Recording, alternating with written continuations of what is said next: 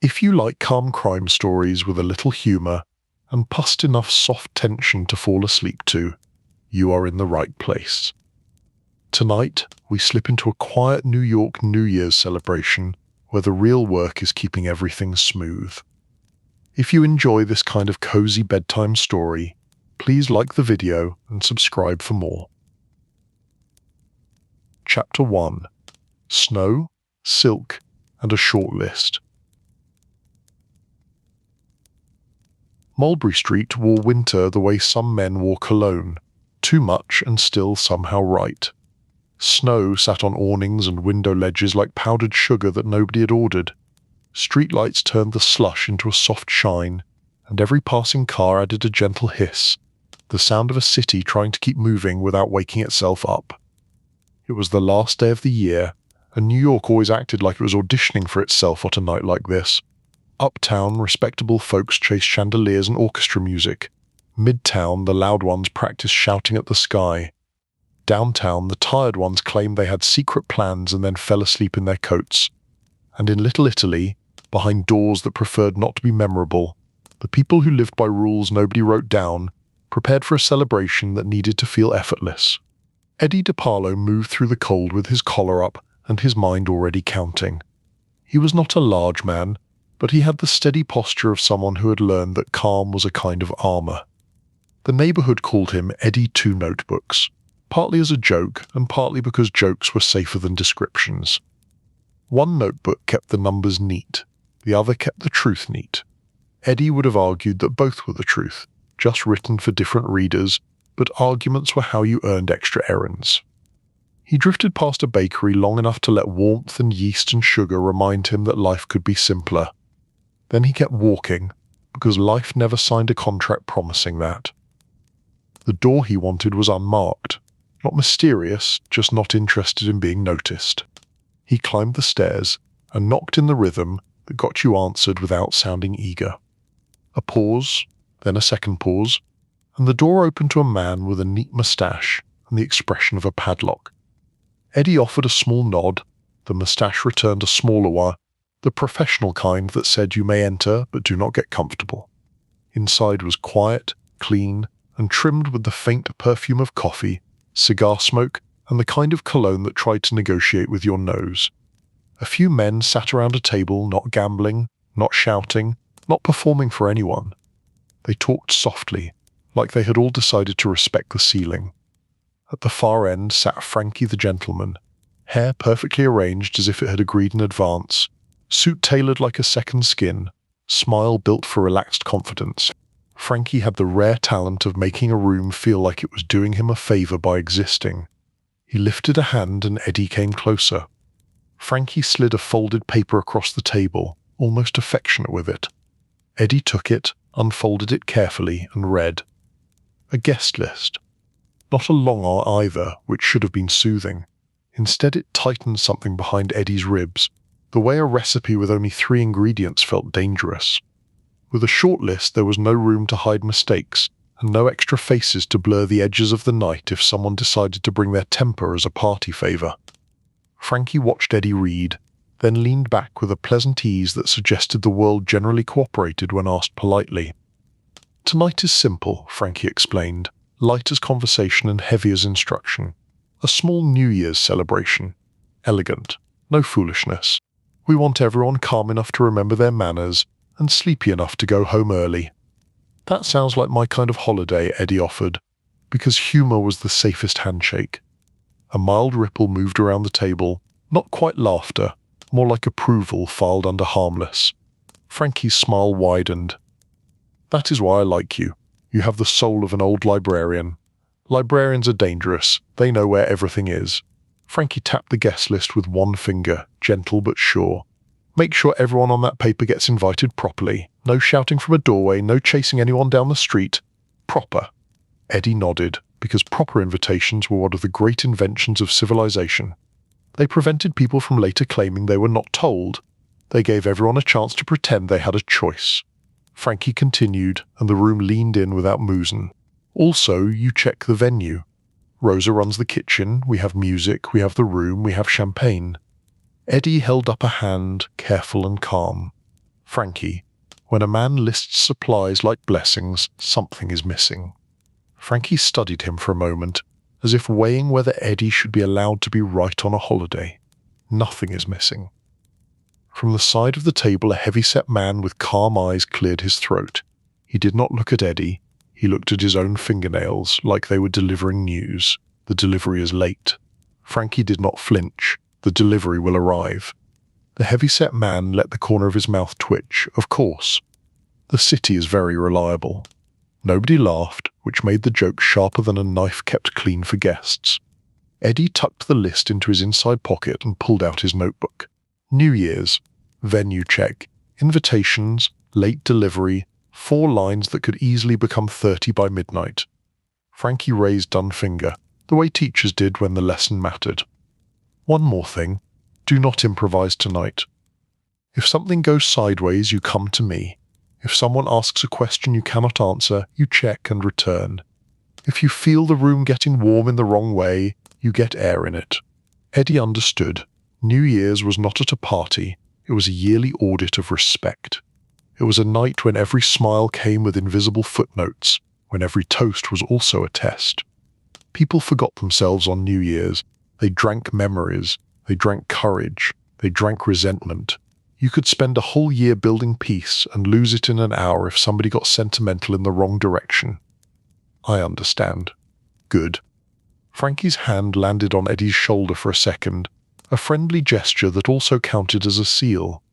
Now go be my librarian, find me my books. Outside again, the cold pinched Eddie's cheeks and clarified his thoughts. He headed toward the venue, a private dining hall above a restaurant with excellent sauce and better discretion. The kind of place where waiters could carry 5 plates with one arm and carry secrets with the other. As he walked, he passed families moving briskly through the snow, kids tugging sleds, couples hurrying as if happiness required punctuality. The city was full of strangers who would later cheer together in the street like lifelong friends. Eddie found that both inspiring and unsettling. A crowd was an animal that could sing and bite without warning. At the restaurant, Eddie nodded to the host and took the side stairs up. The upstairs room was dim and warm, with muted color and soft lamps arranged to flatter faces and calm nerves. Men were setting tables, folding linens, adjusting the angle of chairs the way you adjusted a conversation, slightly and with purpose. Wintergreen sat on a mantel, subtle enough to suggest a holiday without begging for attention. In the doorway to the kitchen stood Rosa Belandi, an apron tied with authority and a look on her face that suggested she personally fought hunger and won. She saw Eddie and sighed, the long-suffering exhale of someone who loved her work and disliked the people attached to it. Eddie, 2 notebooks. Here to count my forks. I would never. I am here to admire your forks. Flattery is like garlic. A little is good. Too much ruins the whole thing. Eddie smiled because Rosa made honesty feel like a public service. How are we? We are fine. Food is fine. Waiters are fine. Room is fine. Men are not fine. Men get nervous around holidays. Holidays demand feelings. Men do not like feelings unless they are wrapped in money. Frankie thinks the delivery will arrive. Rosa made a small sound, half snort, half prayer. Frankie thinks a cat will learn manners if you ask politely. Did it? No. But the cat still lives here, so maybe Frankie was right in spirit. Eddie wrote another note and then walked the room slowly, eyes taking inventory the way his hands took inventory in a ledger. Doors, corners, sightlines, table spacing, the quiet mechanics of a place that needed to hold important people without letting them bump into each other. Enough room between chairs to prevent accidental shoulder contact. A small stage for music. A bar tucked into a corner like it wanted to hear everything and deny it later. On the stage sat an upright piano under a lamp. Old, dignified, the kind of instrument that had witnessed promises and regrets in equal measure. A man wiped it down with a cloth, unhurried, treating wood and keys with respect. Eddie watched for a moment and felt his shoulders loosen. If somebody treated a piano like it mattered, maybe the night would behave. Then he caught voices downstairs, not shouting, not yet, but raised enough to indicate friction. Eddie turned toward the stairwell and listened.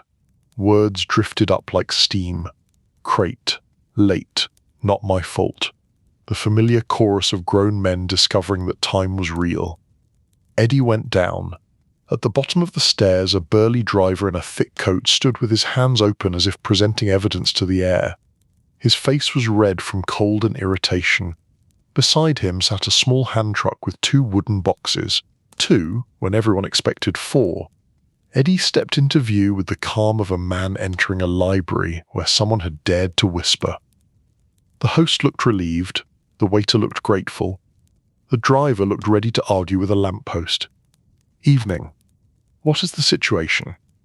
The driver jabbed a finger toward the boxes. This is what I got. They told me 4. They told me urgent. They told me if I was late I would hear about it from God himself. I show up and everybody looks at me like I brought socks. Socks can be useful. The driver blinked, the anger losing its grip for a second because he could not find the right place to land it. Eddie kept his hands off the boxes. Touching was a claim. Claims had consequences. What is in these? Glassware, fancy stuff. Nobody wants to drink from regular cups on New Year's. That is true. Regular cups remind people they are regular. A sound escaped the driver that might have been a laugh if his pride would allow it. Eddie nodded toward the warm dining room behind him. Come inside. Coffee. If you faint on my floor, Rosa will unalive me with a spoon, and she will do it quietly so nobody can accuse her of drama. The waiter coughed to hide a grin. The driver followed, not because he suddenly trusted Eddie, but because nobody had offered him kindness all day, and kindness was disarming in a neighborhood built on armor. Eddie placed the driver near the host stand and used the phone. He called the warehouse contact and got a man who sounded like he had been sleeping with the receiver under his pillow. I am looking for 2 missing boxes. A groan, heavy with the weight of the entire city. Everybody is looking for something tonight. I am not everybody. This is Eddie, 2 notebooks. A pause. The voice sharpened into wakefulness. Which boxes? Eddie gave the details. Markings, destination, glassware. Paper shuffled. A sigh. Those were loaded 4. I saw it. Then we got a call, diversion, another stop. Some hotel shouting about stemware like the world is ending. So my boxes went on an adventure. Not an adventure, a mistake. Mistakes have addresses. Where are they now? More paper sounds, maybe on a truck headed west side. Eddie closed his eyes for a heartbeat. The west side was a long way to chase glassware, and yet here he was, living the life of a man who hunted cups for a living. Redirect it. I can try. Do not try. Do. The voice on the other end hesitated, then surrendered with a weary sigh. Fine. I will make calls. Eddie softened his tone, the way you softened a chair for an old man. New Year's is making everyone unreasonable. Help me, and I will remember you helped. A small pause. Then, you are good at this, Eddie. I am good at sleeping too. Tonight I have to pick her. He hung up and exhaled. Rosa appeared behind him like a shadow wearing an apron. If those glasses do not arrive, I will serve wine in soup bowls. That might start a trend. It will start a riot. Eddie nodded toward the driver, now holding coffee like it was a warm secret. He brought what he could. Rosa looked the driver over, her expression softened by Kamal degree. Eat a biscuit before you leave. You look like you live on regret. Yes, Mom. Eddie watched the driver accept the biscuit with reverence. Rosa could win wars with baked goods. Upstairs again, Eddie walked the room and imagined bodies filling chairs, laughter rising, the piano smoothing rough edges. He imagined someone saying the wrong name, someone remembering a grievance as if it were a cherished heirloom, someone drinking too much courage. Every possibility sat quietly in the corners waiting to be invited. He pulled out the guest list and read it twice, then once more because the third reading always revealed what the first 2 hid. It was not just names. It was a seating chart of alliances and sensitivities. He started his invitation route as daylight thinned. At the first door, an older man accepted the card with solemn appreciation. The man's sister offered Eddie a cookie and called him thin with the affection of a person who had never asked permission to comment on anything. Eddie took the cookie and let the thin parts slide off him like snow. At the next building, a young man opened too fast and nearly spilled himself into the hallway. Eddie held out the card and let patience do the talking. "The year is not going anywhere. Slow down."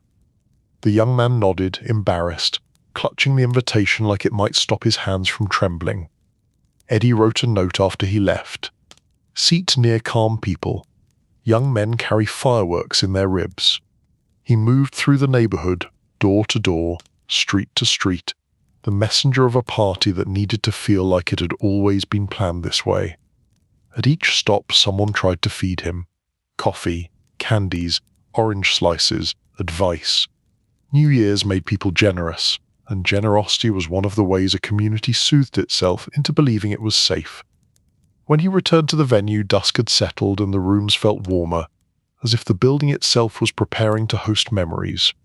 Frankie stood near the top of the stairs watching men adjust linens and lamps, a conductor studying his orchestra before the first note. "How is my librarian? Your books are distributed." Frankie's eyes held the question he did not want to ask.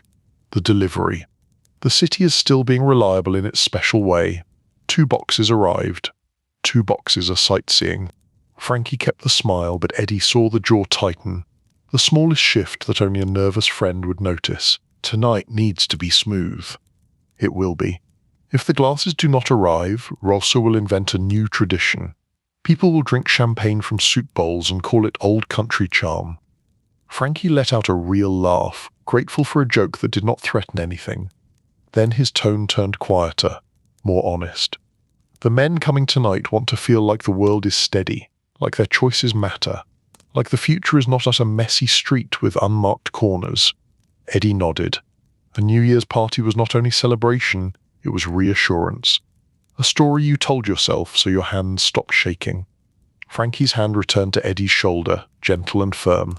"Thank you, and remember, no improvising." Eddie pictured 2 missing boxes on a tour of Manhattan, and kept his face calm. "I will be very boring."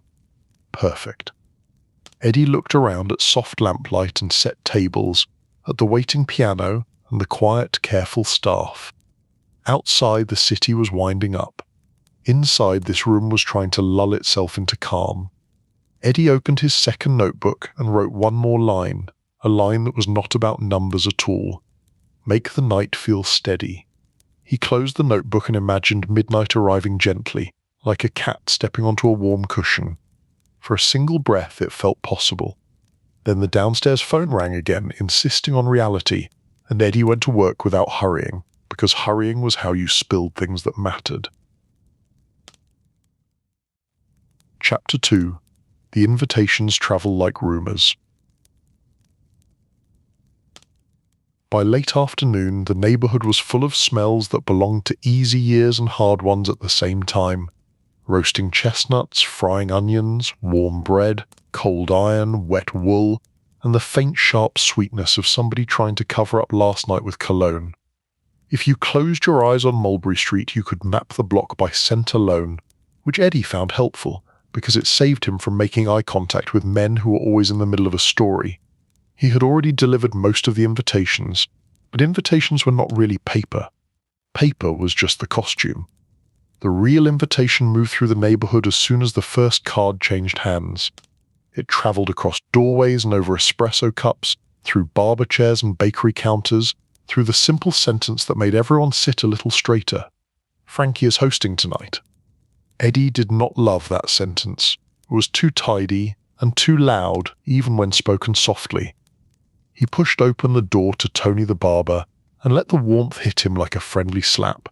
Inside, the barbershop glowed with bright bulbs and polished mirrors, and the air smelled of talc, soap, and hot metal from the clippers.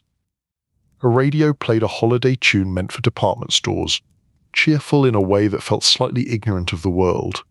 Tony looked up and grinned, scissors in hand like a magician with a very practical trick. "Eddie, 2 notebooks, come in. You look like you have been chased by a receipt." Eddie took a seat on the bench and accepted the small cup of coffee Tony slid into his hand, because coffee in this neighborhood was not at coffee. It was a greeting, a test, and a small agreement to behave. People in the chairs glanced at Eddie, then glanced away with practiced politeness. They already knew why he was there. If they pretended they did not know, everybody could keep their dignity intact. Dignity and haircuts, Tony provided both. Tony leaned close while he worked on a customer, voice low and casual.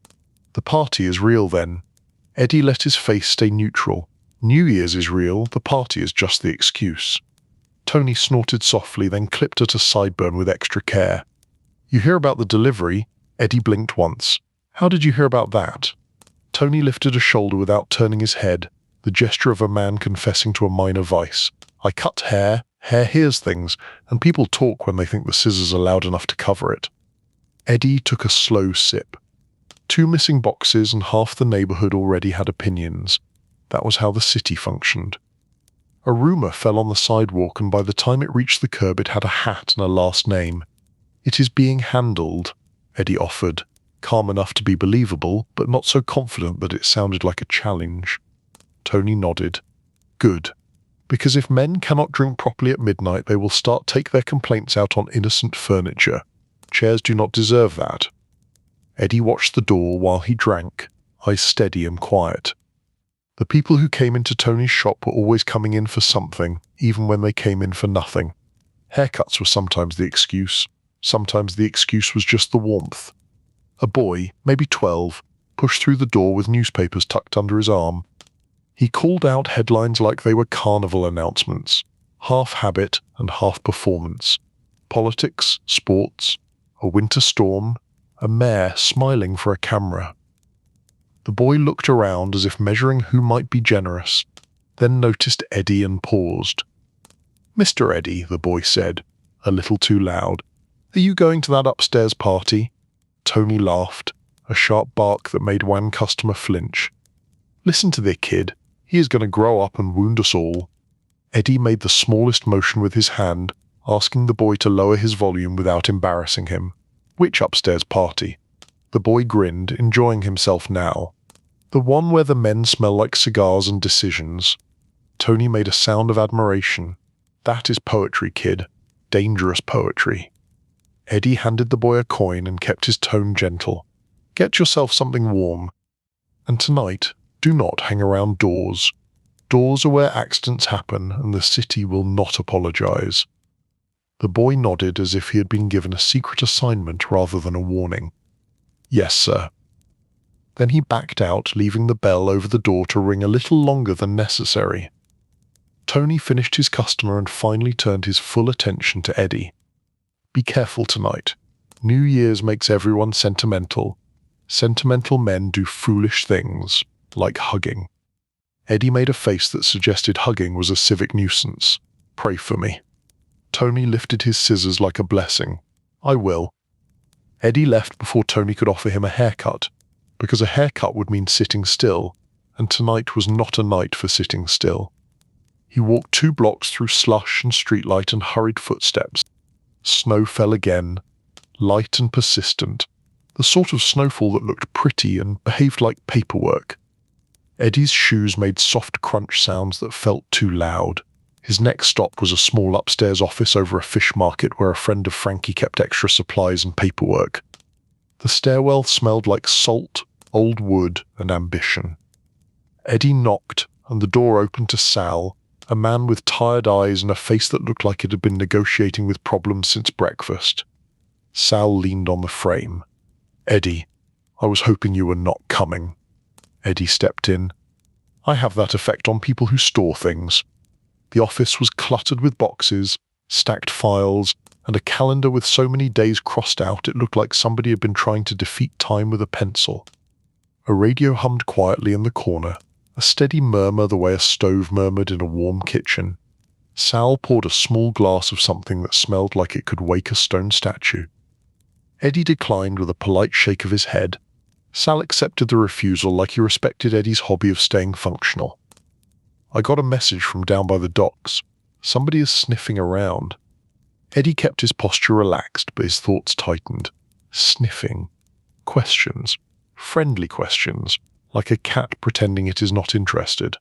Sal sat down and rubbed his forehead. It is New Year's, people ask questions anyway. but these questions have teeth hidden in them. Eddie took out his second notebook and wrote a single word: sniffing. Then he looked up again. What kind of somebody?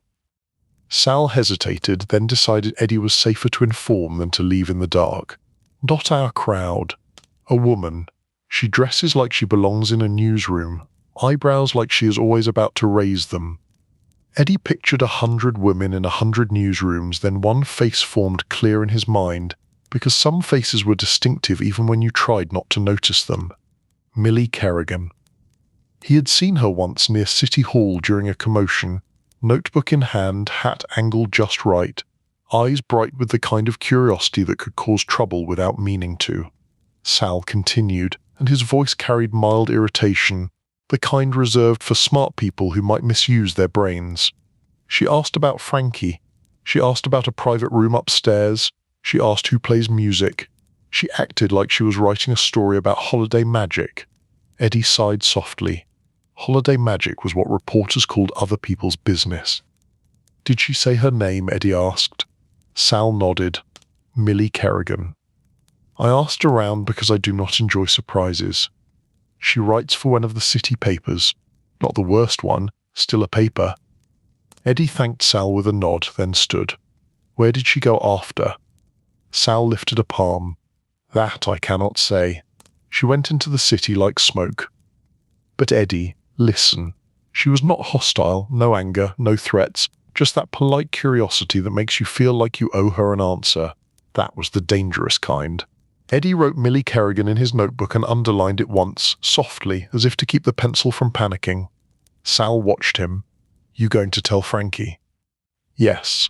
Sal leaned back. Tell him this too. If she is sniffing, so is somebody else. Reporters do not show up alone. Not for long. Eddie nodded. He believed that attention always drew more attention. It was like lighting a match in a dark room. You saw what you needed, and you also announced yourself. He left Sal's office and stepped back into the street. The afternoon had turned fully into evening, and the neighborhood looked like a snow globe shaken by an impatient child. The lamps, the snow, the wet cobblestones, the glow from windows, pretty if you ignored the fact that everything under the beauty was constantly negotiating.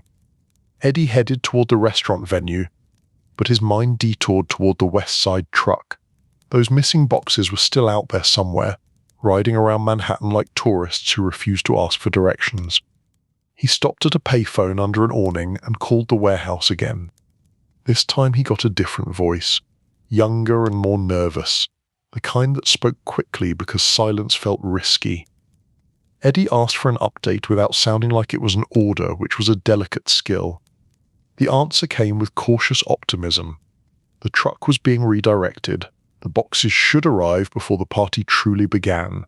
Should was the most dangerous word in the English language, but Eddie accepted it because he had no better option. As he hung up, he noticed a figure across the street, half concealed by a passing couple in the shadow of a doorway. A woman, hat low, notebook in hand, watching the flow of people without looking like she was watching. Millie Kerrigan had the posture of someone pretending to be casual while taking mental photographs. Eddie did not approach immediately. Approaching would make her feel important. Ignoring her would make her feel invisible, and invisible was exactly the state reporters hated. So he did the middle thing. He walked toward the bakery window as if he wanted to buy bread, then paused just long enough for his reflection to line up with her. Her eyes met his in the glass for a brief moment. She smiled, small and confident, and wrote something down. Eddie thought, wonderful. Now I am a character. He turned and walked toward her, not with urgency, just with the calm of a man who belonged on this street, 'cause he did. He stopped at a polite distance, leaving space for both dignity and escape.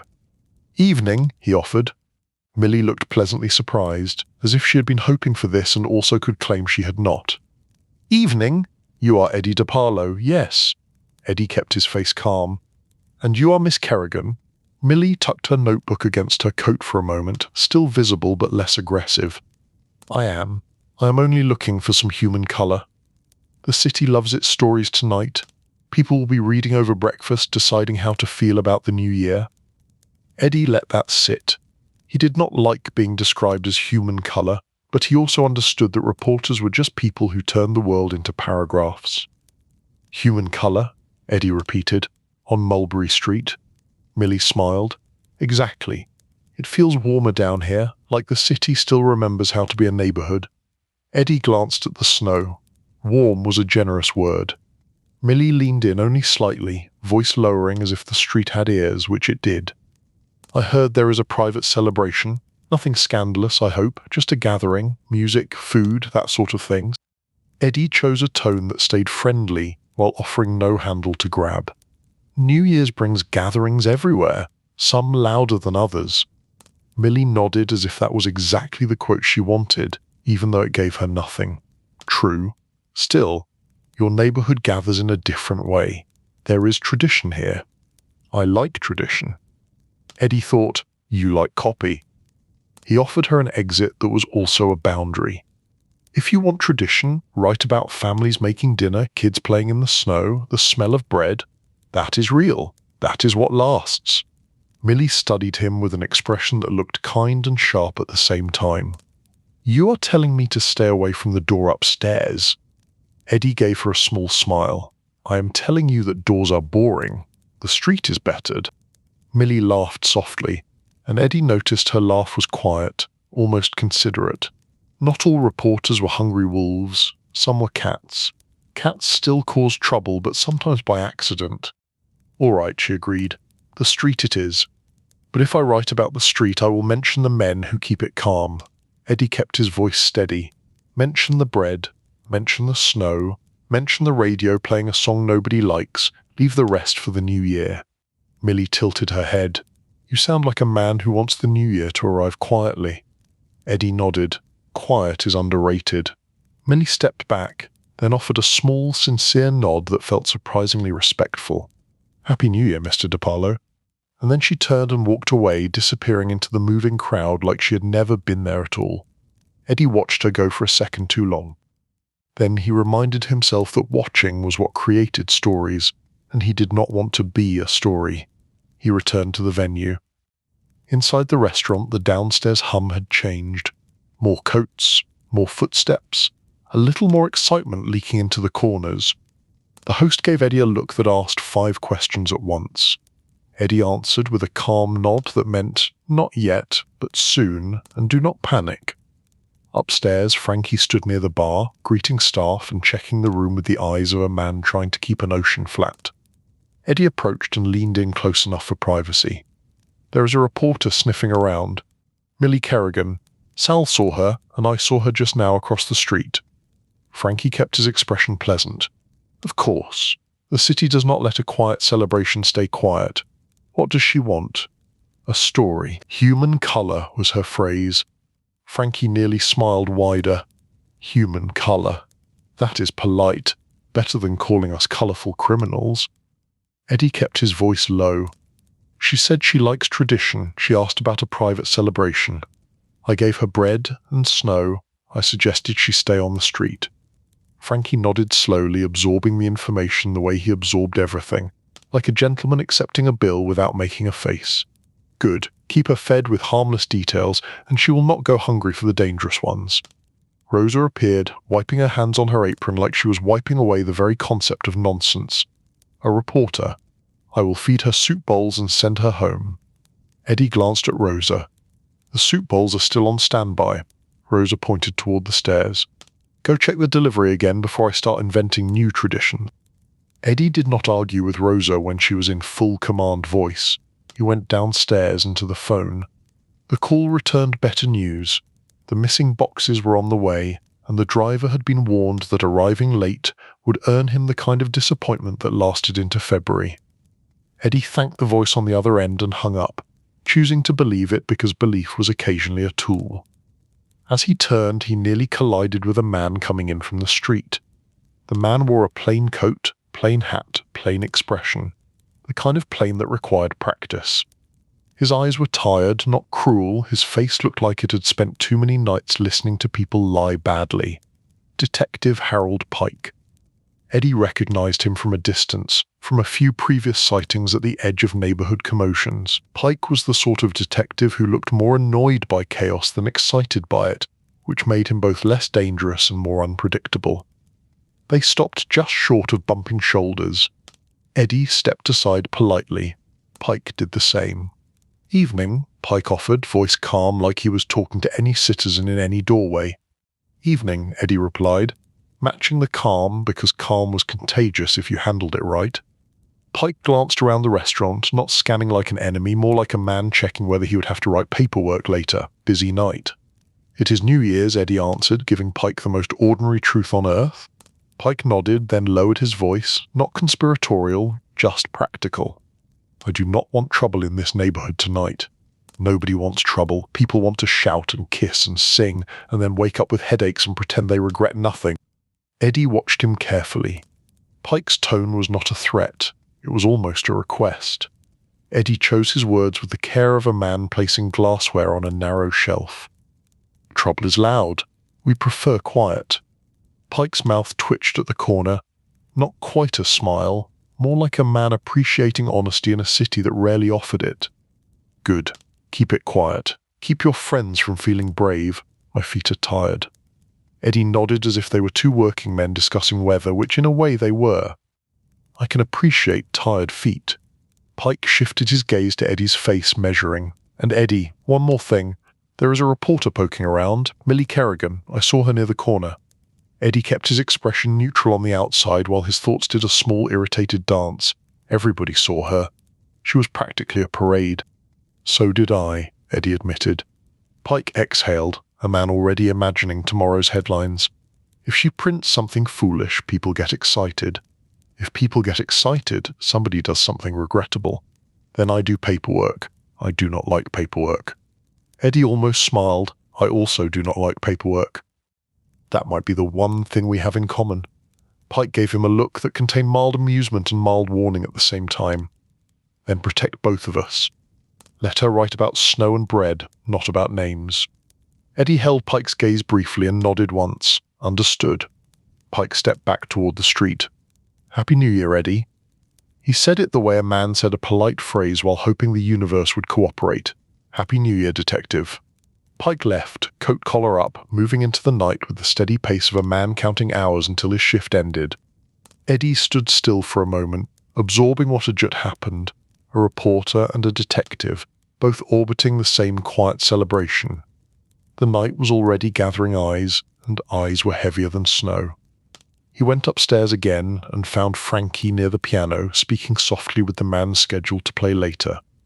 The pianist looked like he had seen too many parties and survived by staying unimpressed. Eddie leaned in. "Pike is here. He does not want trouble. He also knows about Millie." Frankie nodded slowly, smile still in place, but his eyes sharpening. "The city is full of helpful people tonight," Rosa called from the kitchen doorway. "Eddie, the soup bowls are looking jealous. Confirm the glasses." Eddie lifted a hand toward her. "On the way. I have it." He turned back to Frankie. "The boxes are coming. Soon. At least that is what the warehouse says." Frankie breathed out quiet relief, then smoothed it into a pleasant expression and turned his attention back to the room. "Good. Keep the night steady, Eddie. Make it feel like the future is not a street corner with bad lighting." Eddie nodded, then stepped away to do what he did best. He walked the room and checked details. He counted chairs. He adjusted a lamp so it softened faces instead of casting sharp shadows. He spoke quietly to waiters, reminding them to move like they had all night to move. He listened to the building, to the thin sounds of downstairs, to the street noise outside, to the gentle sigh of the radiator, all of it forming a kind of sleepy rhythm. A party, he reminded himself, was not only the people, it was the atmosphere. And atmosphere was something you could manage, like heat, like light, like the tone of a conversation you did not want to turn. He returned to the stairwell as the first guests were expected soon, and he paused there, breathing in the calm air upstairs, letting it settle into him. Outside, Manhattan was winding up. Times Square would soon be a loud, bright animal. But here, on this small street with its snow and its bread and its careful rules, the goal was simpler. Keep it gentle, Keep it quiet. Keep it steady. Downstairs the doorbell rang, and the host's voice rose in a greeting. The first guest had arrived, and the night had officially begun its long walk toward midnight. Chapter 3: The Band Problem and the Piano That Remembers. The first guests arrived with the careful energy of people stepping into a room that could judge them. Coats were handed off with extra politeness. Hugs were offered and then converted into handshakes at the last moment, as if everyone remembered that sentimentality was easiest to manage when it stayed at arm's length. Upstairs, the dining hall filled slowly. Not crowded yet, just occupied, which was different. Occupied meant the room had purpose. Crowded meant the room had opinions. Eddie moved through the space the way a stagehand moved through a theatre. Quiet, efficient, eyes always on angles and timing. He gave small signals to waiters encouraging calm. He adjusted a chair by an inch. He moved a lampshade so it softened faces instead of carving them into sharp shadows. He checked the bar twice, and then checked it a third time because bars were like children. They behaved best when they felt watched. Frankie stood near the entrance to the room, greeting people with a smile that never looked forced. It was a skill. Some men smiled like they were trying to sell you something. Frankie smiled like he was welcoming you into a story with a happy ending.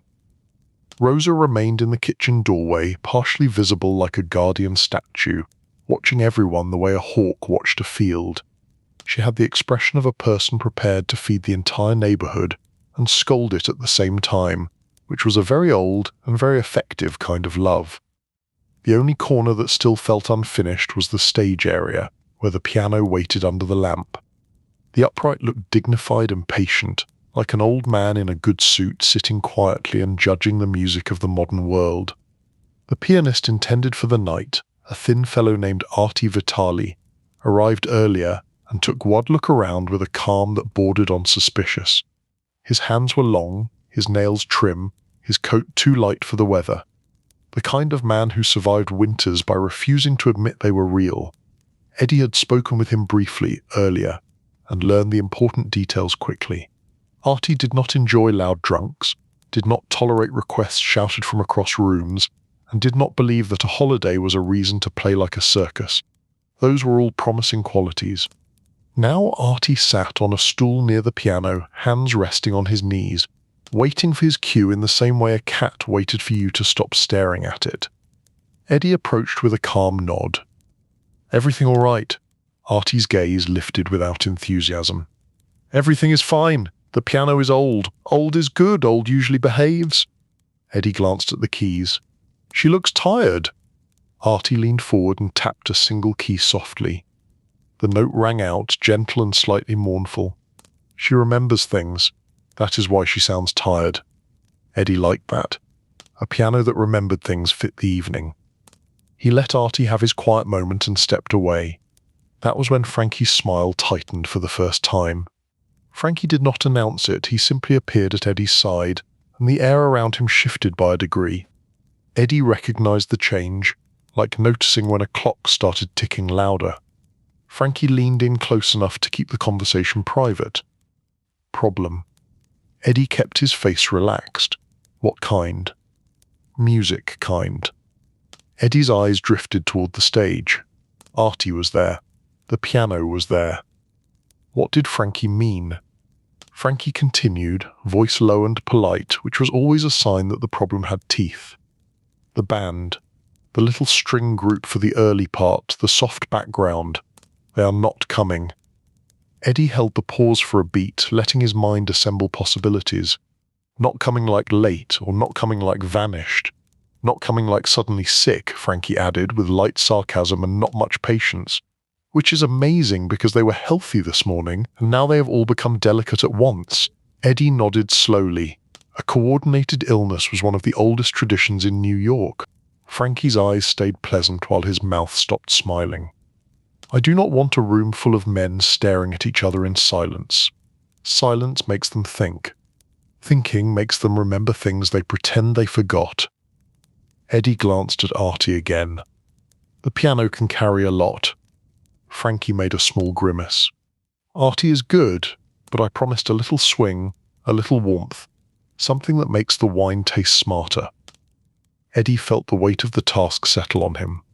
Finding musicians on New Year's Eve was like trying to borrow a clean shirt after midnight.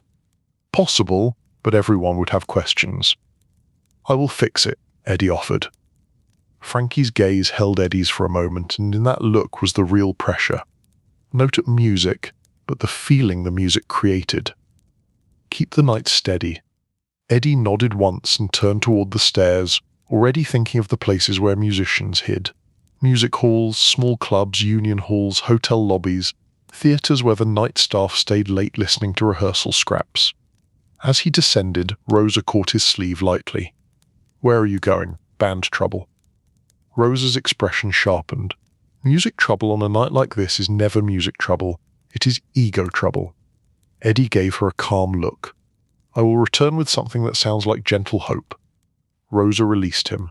"Bring something that also sounds like it knows when to stop." Eddie went out into the street.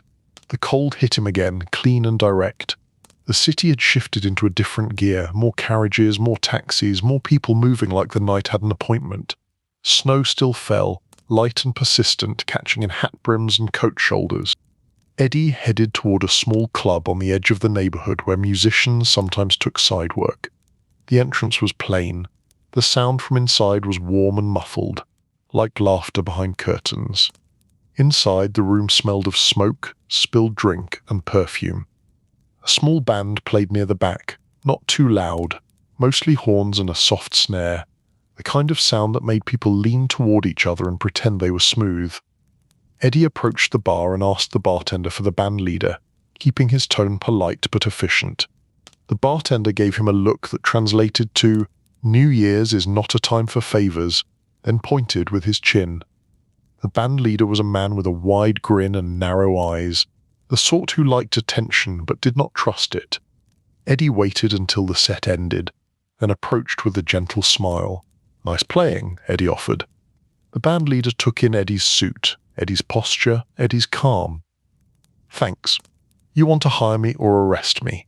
Eddie replied smoothly. "Hire. Tonight. Private event, soft background, good food, respectful room."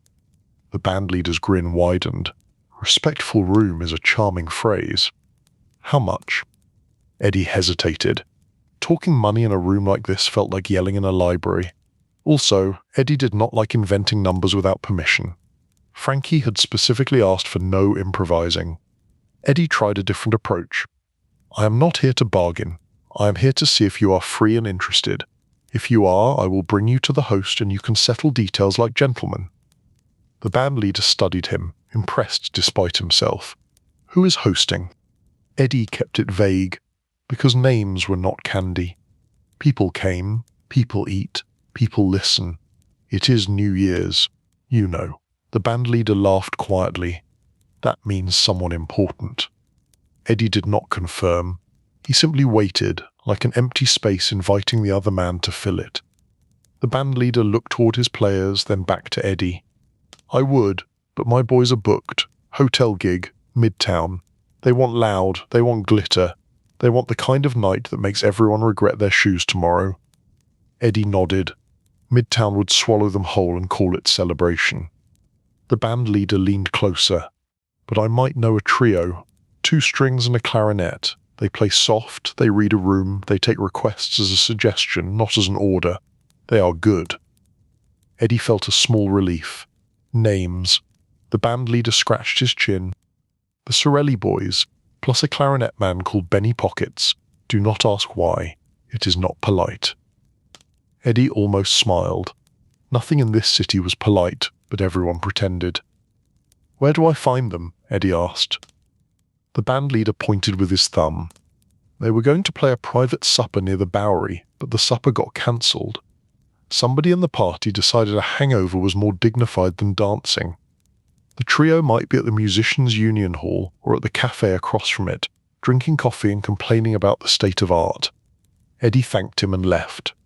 On the way, he passed a newsstand and saw a familiar hat brim turn just slightly toward him. Millie Kerrigan, standing close enough to appear casual, far enough to avoid being obvious.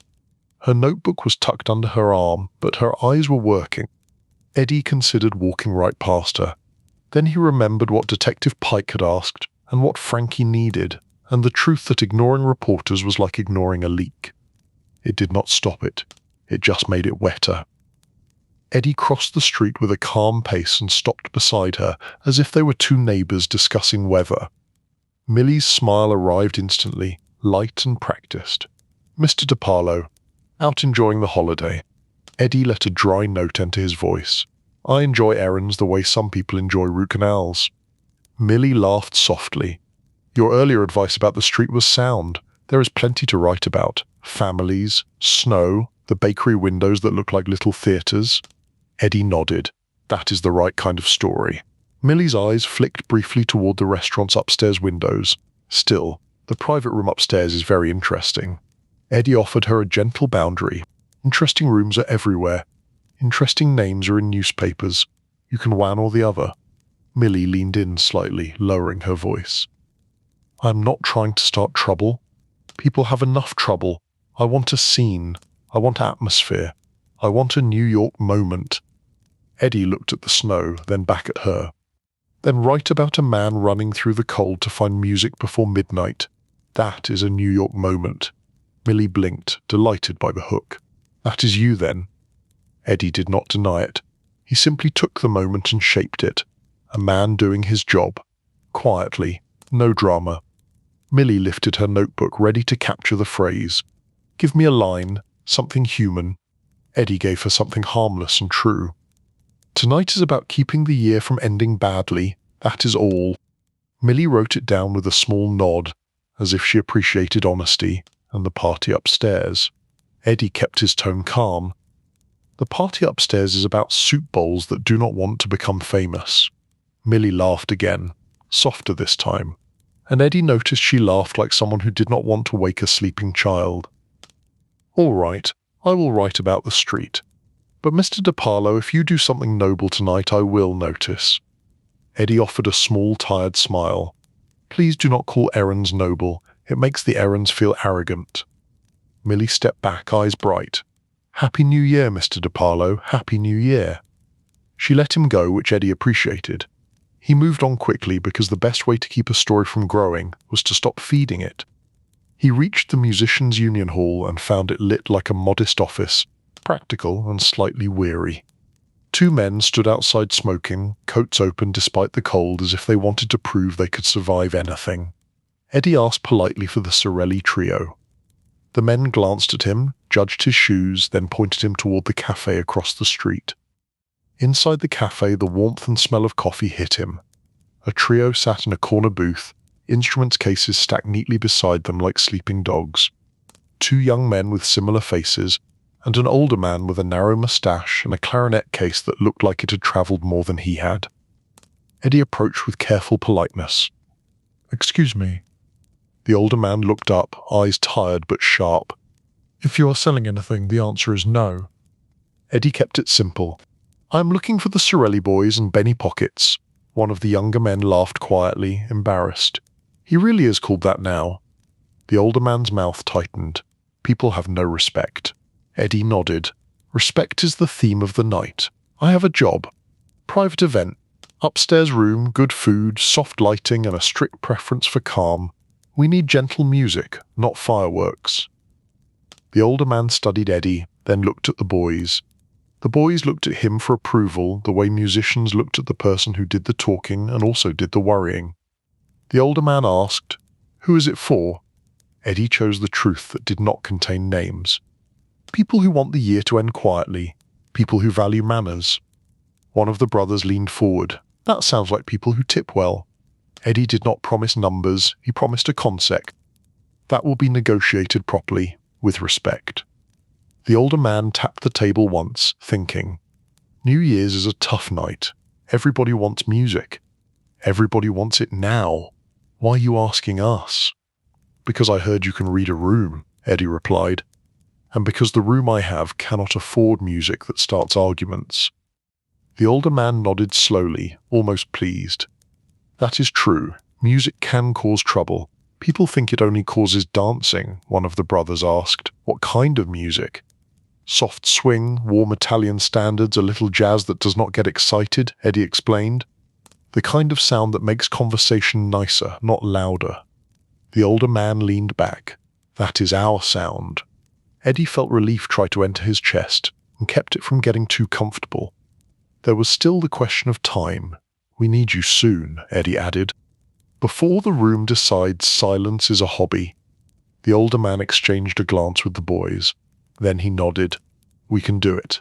But conditions. Eddie accepted the word conditions like a man accepting rain. Name them. No requests shouted across the room, the older man began. If someone wants a song, they ask a waiter politely, and the waiter asks us politely. Also, no drunk men leaning on my clarinet. Also, if someone insists on singing, we will pretend we cannot hear them. Eddie almost smiled. Those are excellent terms. And, the older man added, we want to be introduced properly, note like background furniture. Eddie nodded with respect. I can arrange that. And one more thing. The piano man upstairs, Artie Vitali, he will be part of it. You comfortable sharing space? The older man's eyes narrowed. Artie Vitali. The thin poet who thinks every note is a confession. One of the brothers grinned. He is good, though. The older man sighed as if remembering a past argument. He is good. Fine, we will behave. Eddie offered his hand. Then let it rescue the night. They gathered their cases, paid for their coffee, and followed Eddie out into the street like a small, tidy parade. On the way back, the city felt louder. More laughter. More horns. A group of young men ran past carrying paper hats, already celebrating as if they had practiced all year. Eddie stepped aside to let them pass, feeling old at an age that was not particularly old. At the restaurant, the host opened the door quickly, relief visible for a moment before he remembered to hide it. Eddie led the trio upstairs. Frankie met them near the top of the stairs and greeted them with a smile that warmed the space around it. Gentlemen, thank you for coming on short notice. You are doing us a kindness tonight. The older man gave a small bow of the head, respectful. We like kindness. We also like being paid, but kindness first. Frankie laughed softly. Of course, both will be handled properly. Eddie introduced them to Artie near the piano. Artie looked up, eyes cool, then let his gaze settle on the clarinet case and the string cases. His mouth twitched slightly. I see we are building an orchestra. The older man replied without heat, only enough to keep the room from panicking. Artie nodded toward the piano. She can do a lot alone. Eddie offered a calm reminder. And she will. But the night asked for a little extra comfort. Artie touched a key again, letting a soft note ring out. Comfort is expensive. Frankie clapped his hands lightly, not loud, just enough to gather attention. A quick sound check, then you begin softly. Keep it smooth, keep it warm. They set up without fuss. Chairs adjusted, music stands placed, cases opened with care. The piano lamp cast a soft circle of light over hands and wood and brass. Eddie stood a few steps back and watched, feeling the night settle by a degree as the room noticed there would be music after all. Guests continued arriving, coats were taken, glasses clinked gently, laughter remained restrained, polite, like everyone had agreed to keep their volume in the same key. Then, from downstairs, a familiar thud and scrape carried up the stairwell. Eddie's attention snapped toward the sound. A delivery. He moved quickly but smoothly down the stairs. At the bottom, a driver stood with 2 more boxes on the hand truck, cheeks red with cold, eyes wide like he had sprinted through every traffic light in Manhattan. The driver blurted, I got them! I got them! Please tell the soup lady not to look at me like that." Eddie opened Dunn box carefully. Glassware, clean and intact. The kind that made people feel like their lives were arranged. Eddie nodded. "You did good." The driver exhaled, relief pouring out of him. "Thank you. Happy New Year, Happy New Year. Eat a biscuit before you go, it will protect you." The driver nodded vigorously and hurried toward the kitchen, where Rosa's silhouette already waited like judgment. Eddie carried the boxes upstairs with help from a waiter. The staff began placing the glasses with quiet efficiency, and the tables looked complete, as if the room had always been this prepared. On the stage, the musicians began a gentle rehearsal. A soft melody, warm and slow, like a blanket laid carefully over restless thoughts. The piano joined, not loud, not dramatic, just steady, and the clarinet slid in like a friendly voice telling a story you already trusted. Eddie stood near the back of the room and listened. The music did not demand attention, it encouraged it. Conversation softened, smiles loosened. The air changed from cautious to comfortable, which was exactly what the night required. Frankie approached Eddie with a quiet look of approval. You found the right sound. Eddie kept his voice low. The right sound is one that does not create new problems. Frankie's smile returned in full. You are very good at preventing problems before they get interesting. Eddie gave a mild shrug. Interesting is for newspapers. As if summoned by the word, Eddie caught a glimpse through the window of Millie Kerrigan across the street, her hat visible beneath a street lamp. She watched the building for a moment, then turned away, writing as she walked. Eddie let her go. The music continued, calm and warm, the kind that could trick a room full of careful men into believing they were simply neighbours at a holiday dinner. Eddie knew better than to believe it fully, but he also knew the value of pretending for one night. He took out his second notebook and wrote a line that felt like a small victory. Music secured, glassware arrived, soup bowls spared. Then he closed the notebook and let himself stand still for 10 whole seconds, listening to the piano that remembered things and the clarinet that insisted on manners, while the city outside built itself toward midnight, loud and bright and hungry. Inside, for now, the room stayed steady. Chapter 4. Champagne that prefers to vanish. The room settled into a rhythm that felt almost honest. Music drifted like steam from a good kitchen. Conversation stayed low. Laughter arrived in small waves and then receded, as if everyone had agreed to keep the shoreline tidy. The night was behaving, which always made Eddie nervous because the city rarely behaved for long without demanding payment. Eddie moved between tables with the quiet focus of a man checking loose threads on a fine coat. He watched hands and eyes more than faces. A face could smile.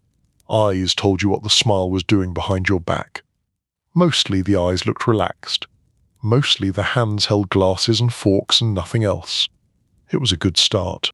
Frankie worked the room with light charm, greeting older men with warm respect, younger men with calm encouragement, and everyone in between with that gentle confidence that made people want to match his manners. Frankie did not only host parties, Frankie hosted moods. Rosa ran the kitchen like a courtroom. Plates came out steady. Waiters moved like shadows that knew where every chair leg lived. The soup bowls remained safely unused, which Rosa considered a personal triumph. Eddie allowed himself to breathe. Then he saw Frankie glance toward the bar and freeze for half a beat. Frankie recovered quickly, a smile still in place, but the pause was the kind you noticed if you spent your life reading pauses. Frankie drifted toward Eddie, not rushing, just closing the distance like a man approaching a window because he heard weather. Eddie leaned slightly toward him, ready. Frankie kept his voice low and pleasant, but the words were not pleasant. The champagne is not here. Eddie stood still and let that sentence settle in his body. Champagne was not a luxury in a room like this. It was a symbol. It was the shiny promise that the year would end properly. It was what you held at midnight so you could pretend you were toasting the future instead of negotiating with the past. Eddie asked a quiet question. Not here at all. Frankie gave him a calm look that did not bother pretending. The bar has enough for early service, there are bottles, but the good cases, the ones we promised, the ones with the right labels and the right story, they did not arrive. Eddie nodded slowly. The good ones, of course, the ones people would notice. Frankie continued, still smiling at a guest across the room while speaking to Eddie as if they were discussing lighting. I do not want men drinking something ordinary at midnight. Ordinary makes them think they are being treated as ordinary. Eddie let a dry note slip into his tone, carefully contained. The city has a personal grudge against ordinary. Frankie almost smiled wider, grateful for humour that did not add trouble. Then his eyes sharpened again. Find out where it is, quietly. Eddie did not ask for more instruction. He did not need it. The job was simple in language and complicated in reality. Retrieve the champagne. Keep the room steady. Keep the night from becoming a story. Eddie moved toward the stairs without hurrying, because nothing made people curious faster than a man moving like he had somewhere urgent to be. He paused at the edge of the kitchen doorway and caught Rosa's attention with a small gesture. Rosa stepped closer, wiping her hands on her apron like she was wiping away impatience. What now? Champagne problem. Rosa stared at him for a long moment, then made a sound that was half sigh and half threat. Men and their bubbles. Without champagne, they act like the year will not turn. Eddie gave her a small nod. I will handle it. Rosa leaned closer, voice low enough that only the steam could hear it. Handle it means you bring it. Not promises, not explanations. Bring it. If I have to serve midnight toast with coffee, I will do it, but I will also hate everyone. Eddie agreed silently and went down. Downstairs, the host had the phone in his hand, looking like it had insulted his family. Eddie took over without ceremony, because ceremony was for midnight. He called the same warehouse contact again. A different voice answered, older, sharper, like a man who had been yelled at all day and decided to become immune. Eddie gave the venue name and the missing delivery details. The voice on the other end responded with mild impatience masked as competence. Champagne, it repeated. You mean the cases marked for your address? Yes, those went out. They did not arrive. A pause. Paper sounds. Another pause. I see the paperwork says delivered. Eddie kept his voice calm. Paperwork also says the city is reliable. The voice made a low, humorless sound. It says signed for. A name. Eddie asked for the name, and his stomach already knew he would not like it. The name given was when Eddie did not recognize Newt the host, Newt the driver, not anyone on the staff. Eddie wrote it down slowly, then asked for the location of this delivery confirmation. The voice hesitated, then offered a broad answer. West Side Docks, transferred near the piers. That is what it says. Eddie closed his eyes for a brief moment, again with the west side. Manhattan was large, but it had a specific talent for sending Eddie to the same inconvenient places twice in that day. Eddie thanked the voice without sounding sarcastic, because sarcasm rarely improved logistics. Then he hung up and reached for his coat. Outside, the cold had grown teeth. Wind pushed snow along the street in small, irritated swirls.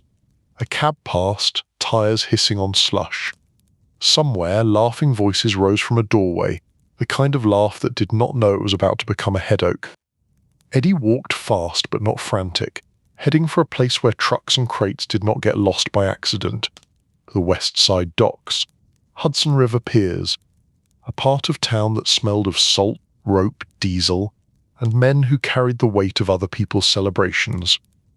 He took a cab part way, then walked the last stretch because the streets near the piers were too congested with deliveries and arguing for any driver to pretend he enjoyed it. The dock area was a tangle of trucks, carts, men carrying boxes, men yelling at men carrying boxes, and men standing still like they were paid by the minute to look unimpressed.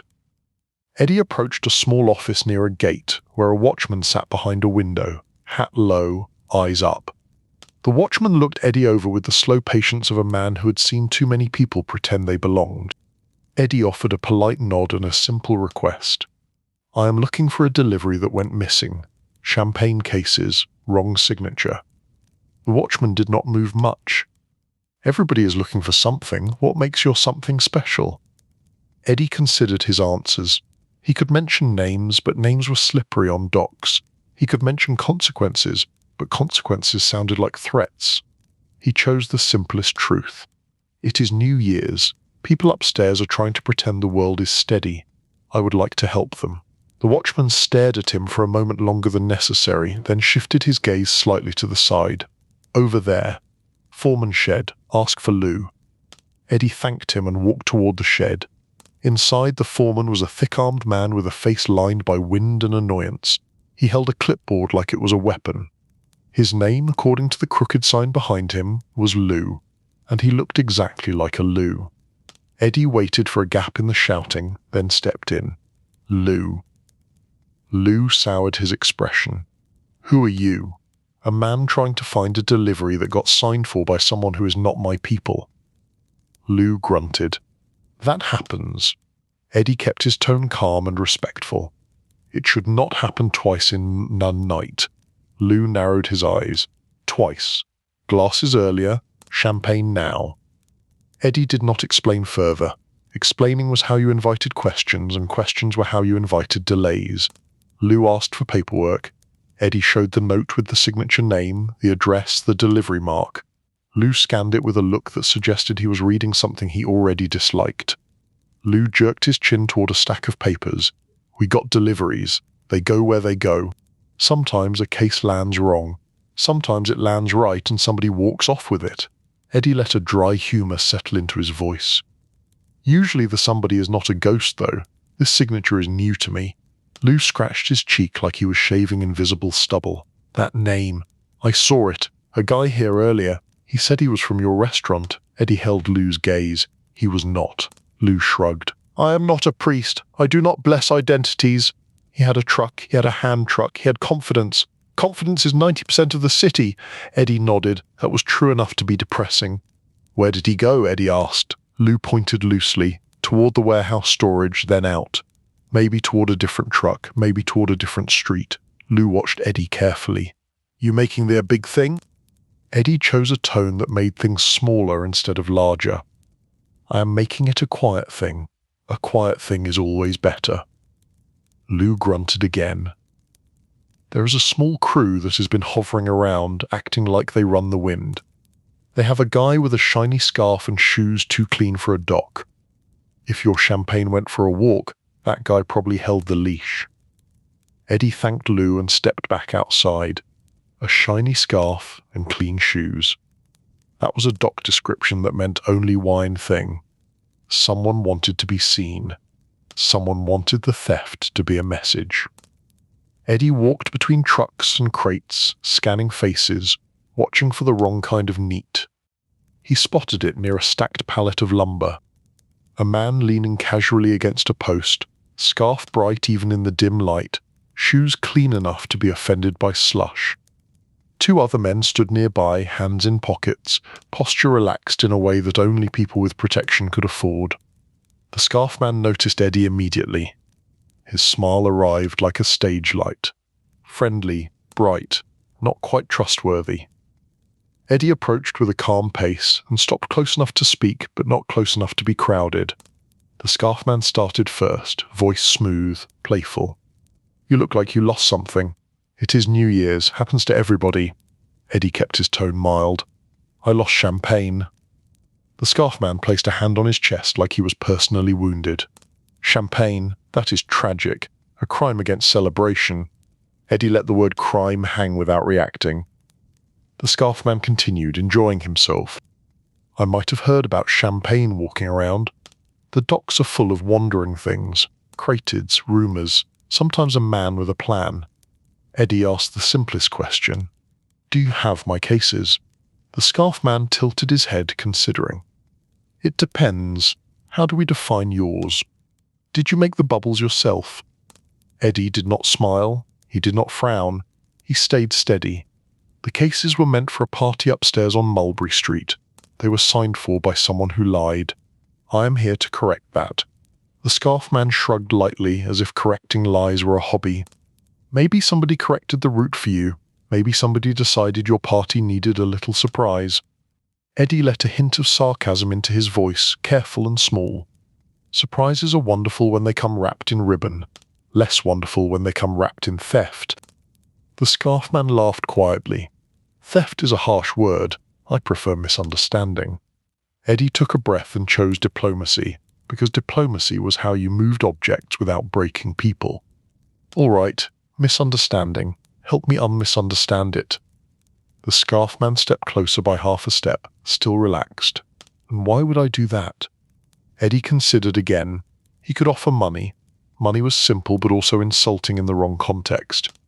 He could offer threats. Threats were loud. Eddie had been asked for quiet.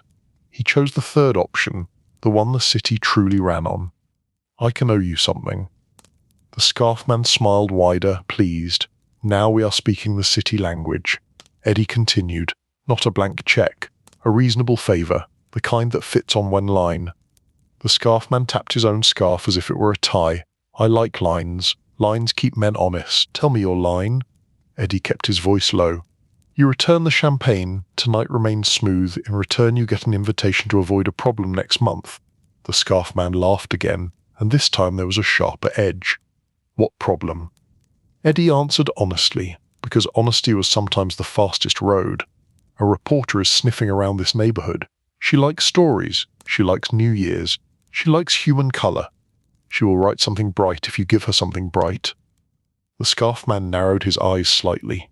Reporter. Millie Kerrigan. The scarf man made a small sound, like a man tasting something sour. That asks questions like she is paying rent on them. Eddie nodded. Exactly. I can steer her gently away from certain details. I can also suggest a different angle, a different subject. Someone else perhaps who enjoys being seen. The scarf man stared at Eddie for a long moment, then smiled slowly. You are clever. You are telling me you can redirect a paper story away from my friends. Eddie corrected softly. I am telling you I can try. But your friends should also try not to be interesting. The scarf man laughed, amused and a little impressed. We are always interesting. But fine. I like the idea of a quieter week after New Year's. My mother likes reading the paper without spitting into her coffee. Eddie waited. The scarf man turned his head and nodded once toward one of his men, a gesture so small most people would miss it. The man walked away without hurry, because hurry would admit guilt. The scarf man returned his attention to Eddie. How many cases? Eddie answered. Enough that midnight does not feel cheap. The scarf man smiled at that. A man after my own heart. Midnight should never feel cheap. It makes the whole year feel cheap. Eddie took out his notebook for a moment and wrote one line, not the details, just the agreement. Favour owed, reporter redirected, champagne returned. He did not show it. The act of writing was for his own sanity. The scarf man watched him write, amused. You really do have 2 notebooks. Eddie put it away. It is a medical condition. The scarf man chuckled. You know, if you had asked nicely the first time, maybe this misunderstanding never happens. Eddie looked at him steadily. If I ask nicely, do you return things you take? The scarf man spread his hands. Sometimes. On holidays. Eddie held his patience and let the moment pass. After a few minutes, the other man returned with a hand truck, and behind him were the champagne cases, intact, stacked neatly as if they had simply been waiting for Eddie to arrive with the correct tone. Eddie checked the markings without making a show of it. The right cases, the right story, the right labels that would help important men feel important at exactly midnight. Eddie nodded once. This will do. The scarf man lifted a finger, almost playful. I'll understand. Eddie kept his voice calm. I will keep her on bread and snow. I will not let her chew on names. The scarf man looked satisfied. Good. Because names make people brave. Brave makes people stupid. Stupid makes people late for dinner. Eddie did not argue with that philosophy. He simply took the hand truck and began moving it toward the street. The scarf man called after him, friendly as ever. Happy New Year, librarian. Eddie did not look back. Happy New Year. He navigated the hand truck carefully, avoiding puddles and uneven boards. The crates were heavy, not just in weight but in symbolism. He passed the watchman again and received a small nod of approval, as if Eddie had just completed a local ritual. Eddie caught a cab and directed it back downtown. The driver complained about traffic, about tourists, about the concept of midnight. Eddie agreed politely and focused on keeping the crates stable. When he returned to the restaurant, the host opened the door with relief visible for a heartbeat before manners returned. Eddie rolled the crate in, hands steady, face calm, like champagne rescues happened every day. Rosa appeared instantly, eyes sharp. Is it? Eddie nodded. It is. Rosa exhaled like a storm passing. Good. Now the men can drink their bubbles and pretend they invented the year. Eddie allowed himself a small smile. We will be ready. Upstairs, waiters moved into action, swapping in the good bottles with quiet speed. The bar looked fuller, the room looked more complete. Music continued to soften the edges of conversation. Frankie approached Eddie near the back, expression still pleasant, but his eyes asked the real question. Eddie answered before it could be spoken, champagne recovered, quietly. Frankie let his shoulders drop by a fraction. Beautiful. You see, the city can be reliable. Eddie kept his voice low and dry. The city is reliable in the way a cat is reliable. It shows up when it feels like it, and it expects praise for existing. Frankie laughed softly, a real laugh that did not polish itself first. Then he leaned in. Any cost. Eddie chose his words carefully. A small favor. Nothing dangerous. I can handle it. Frankie held his gaze for a moment, then nodded. All right. We will discuss it later. For now, enjoy the fact that you saved midnight. Eddie looked around the room at faces relaxing, at glasses catching lamplight, at the stage where old songs turned into warm air. He did not feel like a hero. He felt like a janitor of moods. But on New Year's, that might be the same thing. He returned to his quiet circuit, checking tables, watching eyes, listening for the first hint of heat in a conversation. Outside, the city roared toward midnight. Inside, the room stayed steady and the champagne waited like a promise. Eddie touched his notebook in his pocket, not to write, just to reassure himself it was there. The year was ending, the new one was approaching. And for now, the bubbles were back where they belonged. Chapter 5. The Kitchen Council. If the dining room was a theatre, then the kitchen was the courthouse. The dining room allowed smiles and compliments and polite lies. The kitchen allowed none of that. In the kitchen, time was the judge, heat was the jury, and Rosa Belandi was the bailiff, the prosecutor, and the whole legal system with an apron tied tight. It was the kind of kitchen that stayed busy without looking frantic. Pots simmered with steady confidence. Trays moved in and out like commuters who knew the schedule. The air carried garlic, tomato, oil, roasted meat, and that warm bread smell that made grown men feel 10 years old for a second before they remembered their pride. Eddie drifted in at the edge, careful not to block anyone. In a kitchen like this, standing in the wrong place was a crime. The waiters moved quickly but quietly, as if the floor might complain if they stepped too hard. Rosa stood at the center of the storm, hands on hips, scanning the room with eyes that could measure salt by looking at steam. She did not shout. She did not need to.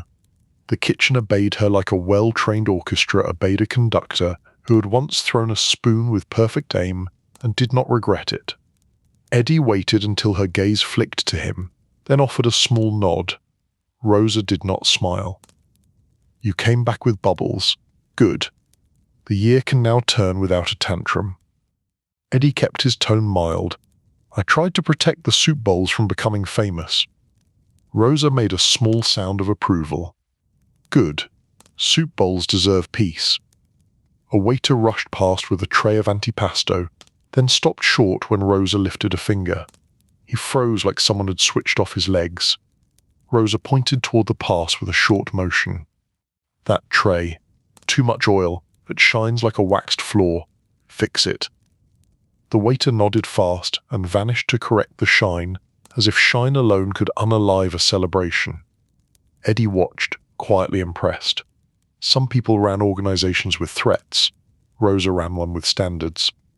He leaned closer, careful, everything steady. Rosa glanced toward the dining room doorway. For now, men are men. They eat and they relax, and then they start remembering. Remembering is what ruins their digestion. Eddie thought about that. The party upstairs was designed to keep remembering from turning sharp. Food helped, music helped, soft lighting helped, but food also created its own politics. Who got served first? Who got the best plate? Who felt slighted by the angle of a garnish? The city never ran out of ways to create meaning from nothing. Rosa wiped her hands on a towel, then motioned Eddie toward a small side table near the pantry. Over there. Stand where you will not get trampled. Eddie obeyed. Within a minute, 2 older women appeared in the kitchen doorway as if summoned by the scent of authority. They wore coats over dresses and expressions that suggested someone had asked them to do a favour, and they had agreed, because they enjoyed being right. One of them was Carmela, a cousin of someone important, and the other was Teresa, a friend of Rosa who treated cooking like a moral duty. They carried trays of pastries covered with cloth, as if transporting sacred objects. Rosa greeted them with a nod. "You are late." Carmela lifted her chin. "I am not late. The street is late," Teresa added. "The snow is disrespectful this year." Rosa accepted the pastries, uncovered done tray, and inspected the cookies like an inspector at a factory. "These are good." Carmela looked pleased and tried not to show it. "Of course they are good." Rosa turned her gaze to Eddie. "Eddie, 2 notebooks, here to count our sins." Eddie offered a small smile. "I'm here to make sure nobody drops fat of your cookies and starts a war." Teresa laughed, quiet and dry. "He understands. Good." Rosa set the pastries aside and leaned in toward all of them, lowering her voice. "We have a kitchen council, 10 minutes, because I want this night clean." Eddie blinked. A kitchen council sounded like a thing that made rules and also scolded you for breathing. Carmela nodded, serious now. "Good." Because upstairs I already saw men looking at each other like they are measuring their chairs. Teresa added, "They will behave if they are fed properly, and if they are not fed properly, they will still behave, but then they will gossip for a month. Gossip lasts longer than sauce." Rosa pointed at Eddie with her towel. "That is why he is here. He listens, then he moves chairs like a magician." Eddie did not deny it. It was accurate. They gathered near the side table, where kitchen noise provided a natural cover. Rosa spoke first because of course she did. "Tonight has 3 dangers," Rosa began. 1, men drink too fast. 2, men talk too loud. 3, men take something personally that is not personal. Carmela nodded. "That last one is their favourite hobby." Teresa glanced toward the dining room. "I saw the young girt table near the stage. The one with the slick hair. He acts polite, but his eyes run ahead of his mouth." Eddie knew the type. Young men who believed suits made them wise. He wrote a note in his head. "Watch the slick youth. Keep him from standing too often." Rosa continued. "We already solved done problem, the bubbles. Good. But now I want to solve the small problems before they become big." Carmela leaned closer. "The seating." Rosa lifted her eyes. "Yes. Seating is not just seating. Seating is approval. Seating is a story." Teresa added, "Seating is also how close someone is to the kitchen, which matters to me personally." Rosa gave her a look. "Teresa, do not seat people based on your feelings." Teresa replied calmly, "I seat people based on who deserves better food." Rosa sighed. "This is why I do not let saints run parties." Eddie offered a gentle interruption. "There is also the matter of conversation flow. Some men should not be placed across from each other when wine is involved." Carmela nodded, "Like cousins at a wedding."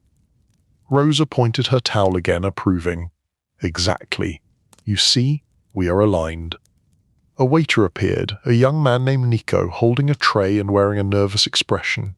He stopped in the doorway like he wanted permission to exist. Rosa turned her head slowly, and the kitchen seemed to go quieter. "What?" Nico swallowed. "The bar upstairs asked if we are sending more bread soon. They are clearing it like they have not eaten in a week." Rosa lifted an eyebrow.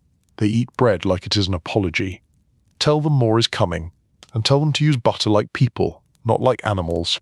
Nico nodded and turned to go, relief in his shoulders. Carmela watched him leave. "That boy is new."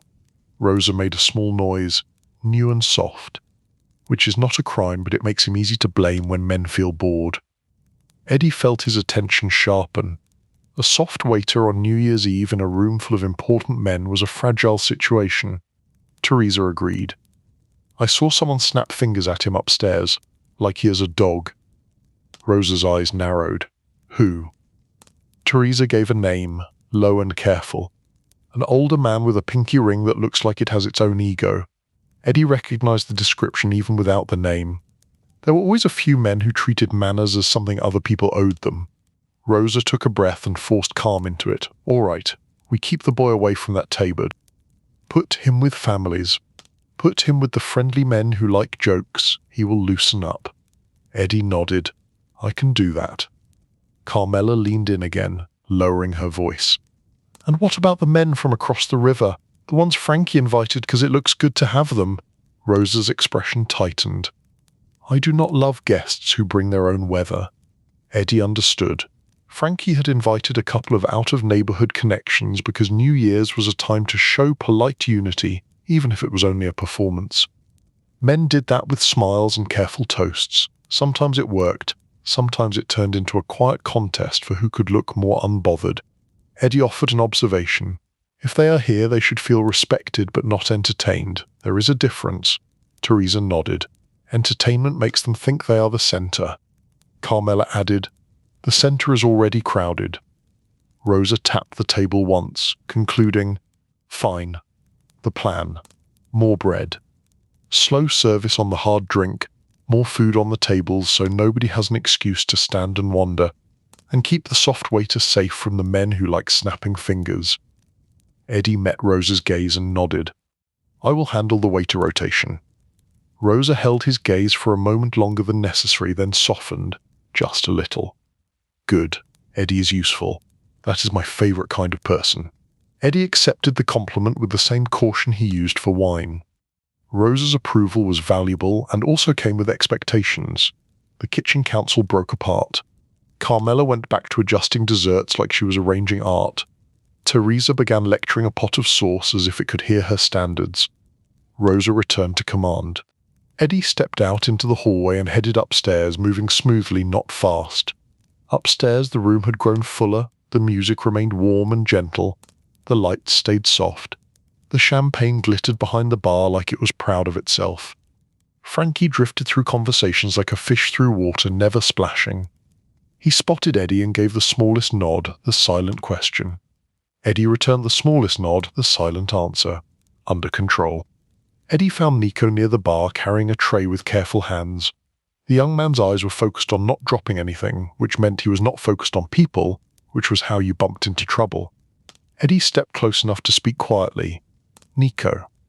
Nico looked up, startled. Yes. Eddie kept his tone calm and kind.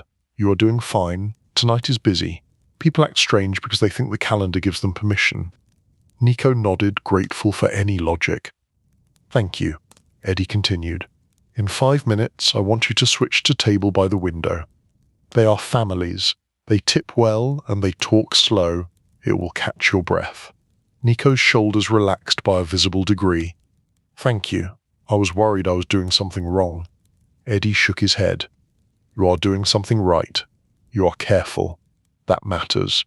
Nico blinked, surprised. Then he nodded and moved on. Eddie watched him go and then scanned the room for the pinky ring man.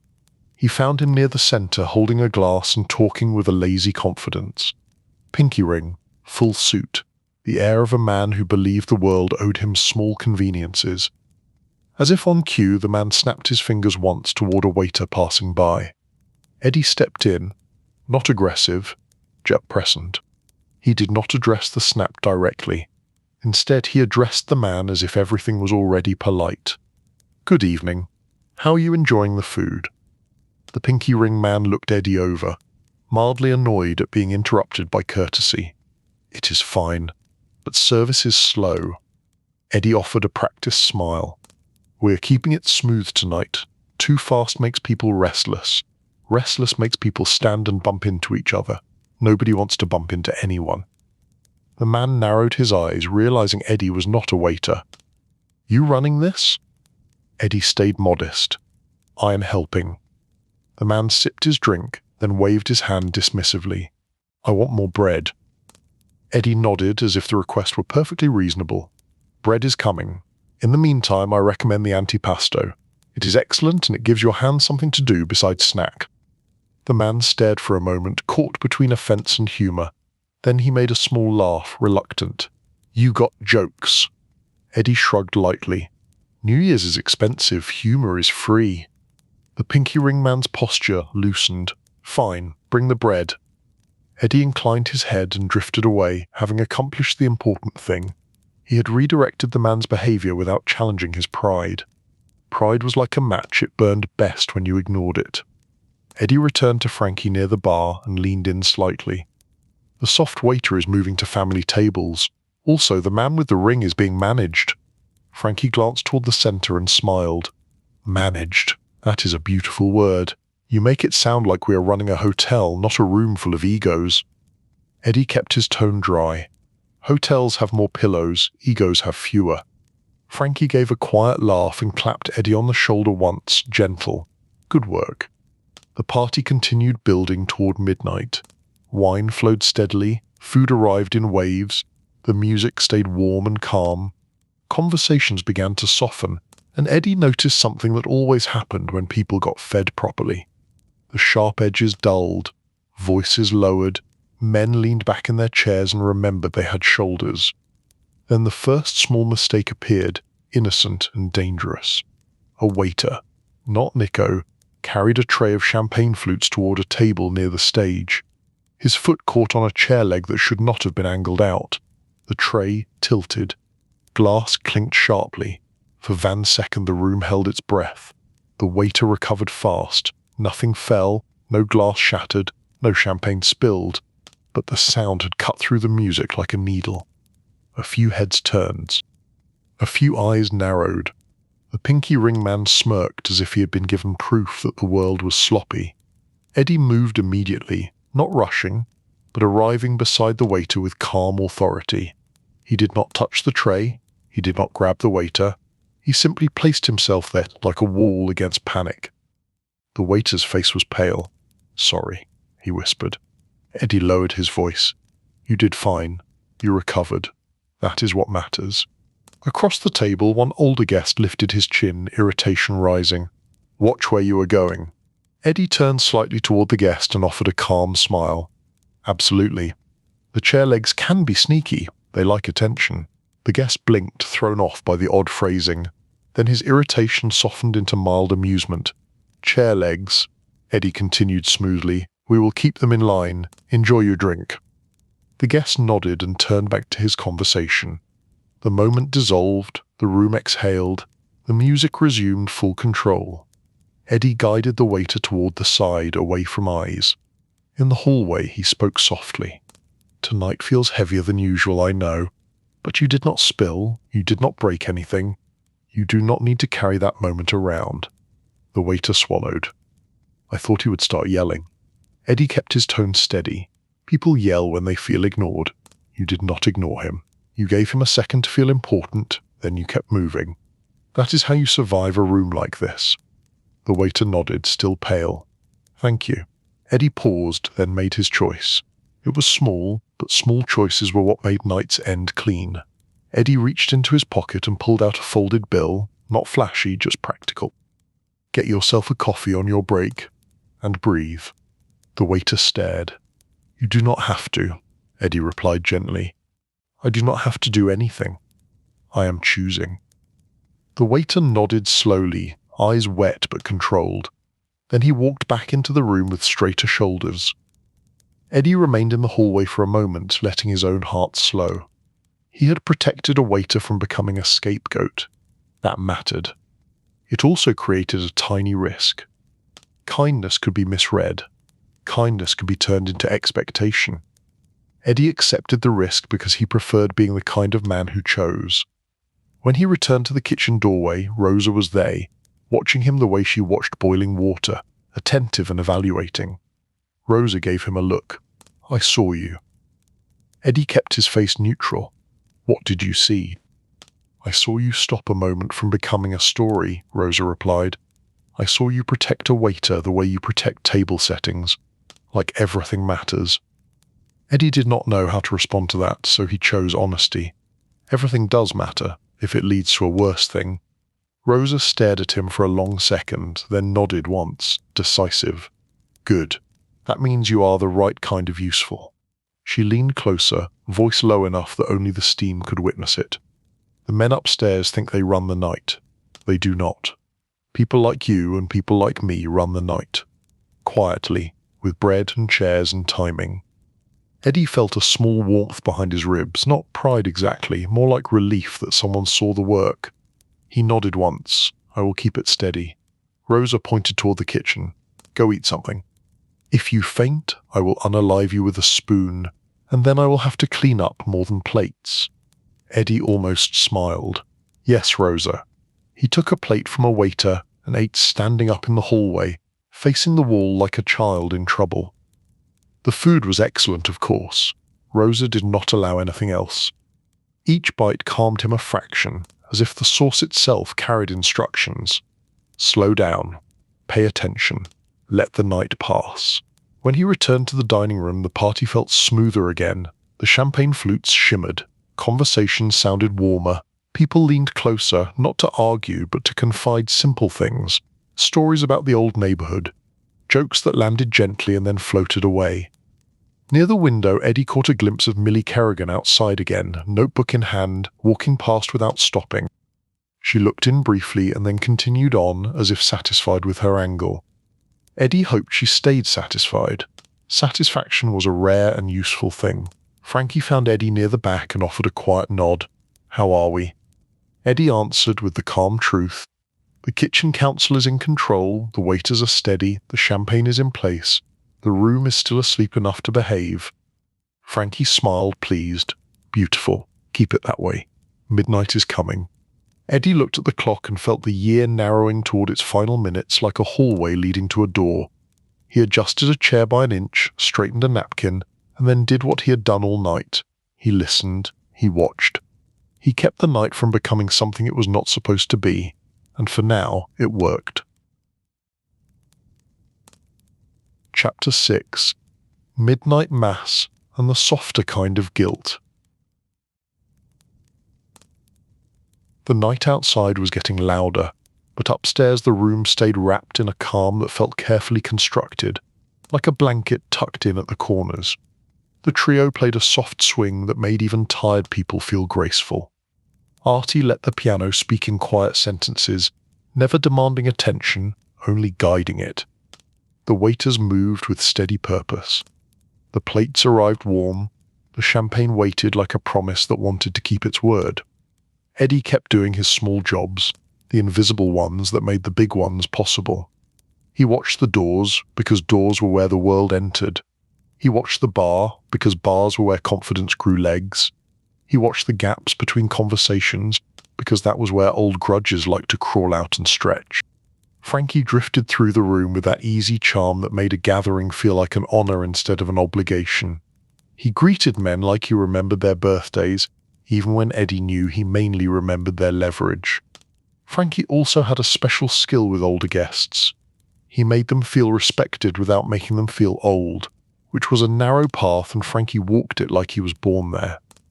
Rosa appeared now and then in the doorway, scanning plates and faces, adjusting portions with a look. She did not smile often, but when she did, it was usually at a waiter who had found his rhythm, or at a guest who complimented the sauce with the proper level of sincerity. Time moved, slow and steady. The clock did not hurry. The city did. The city always did. At a little before 11, a subtle shift ran through the room. Not panic, more like awareness. Midnight was coming. The year was almost finished, and people began acting like the calendar was a door they had to walk through in a certain posture. Some guests leaned toward each other and spoke softer, as if confiding last-minute resolutions. Some laughed louder, as if trying to scare away the next year before it arrived. A few stared into their glasses with the kind of attention that turned liquid into philosophy. Eddie noticed Frankie step toward the corner where the older men sat. These were the ones with heavy history in their shoulders, the ones who spoke slowly and listened like they were weighing every word on a scale.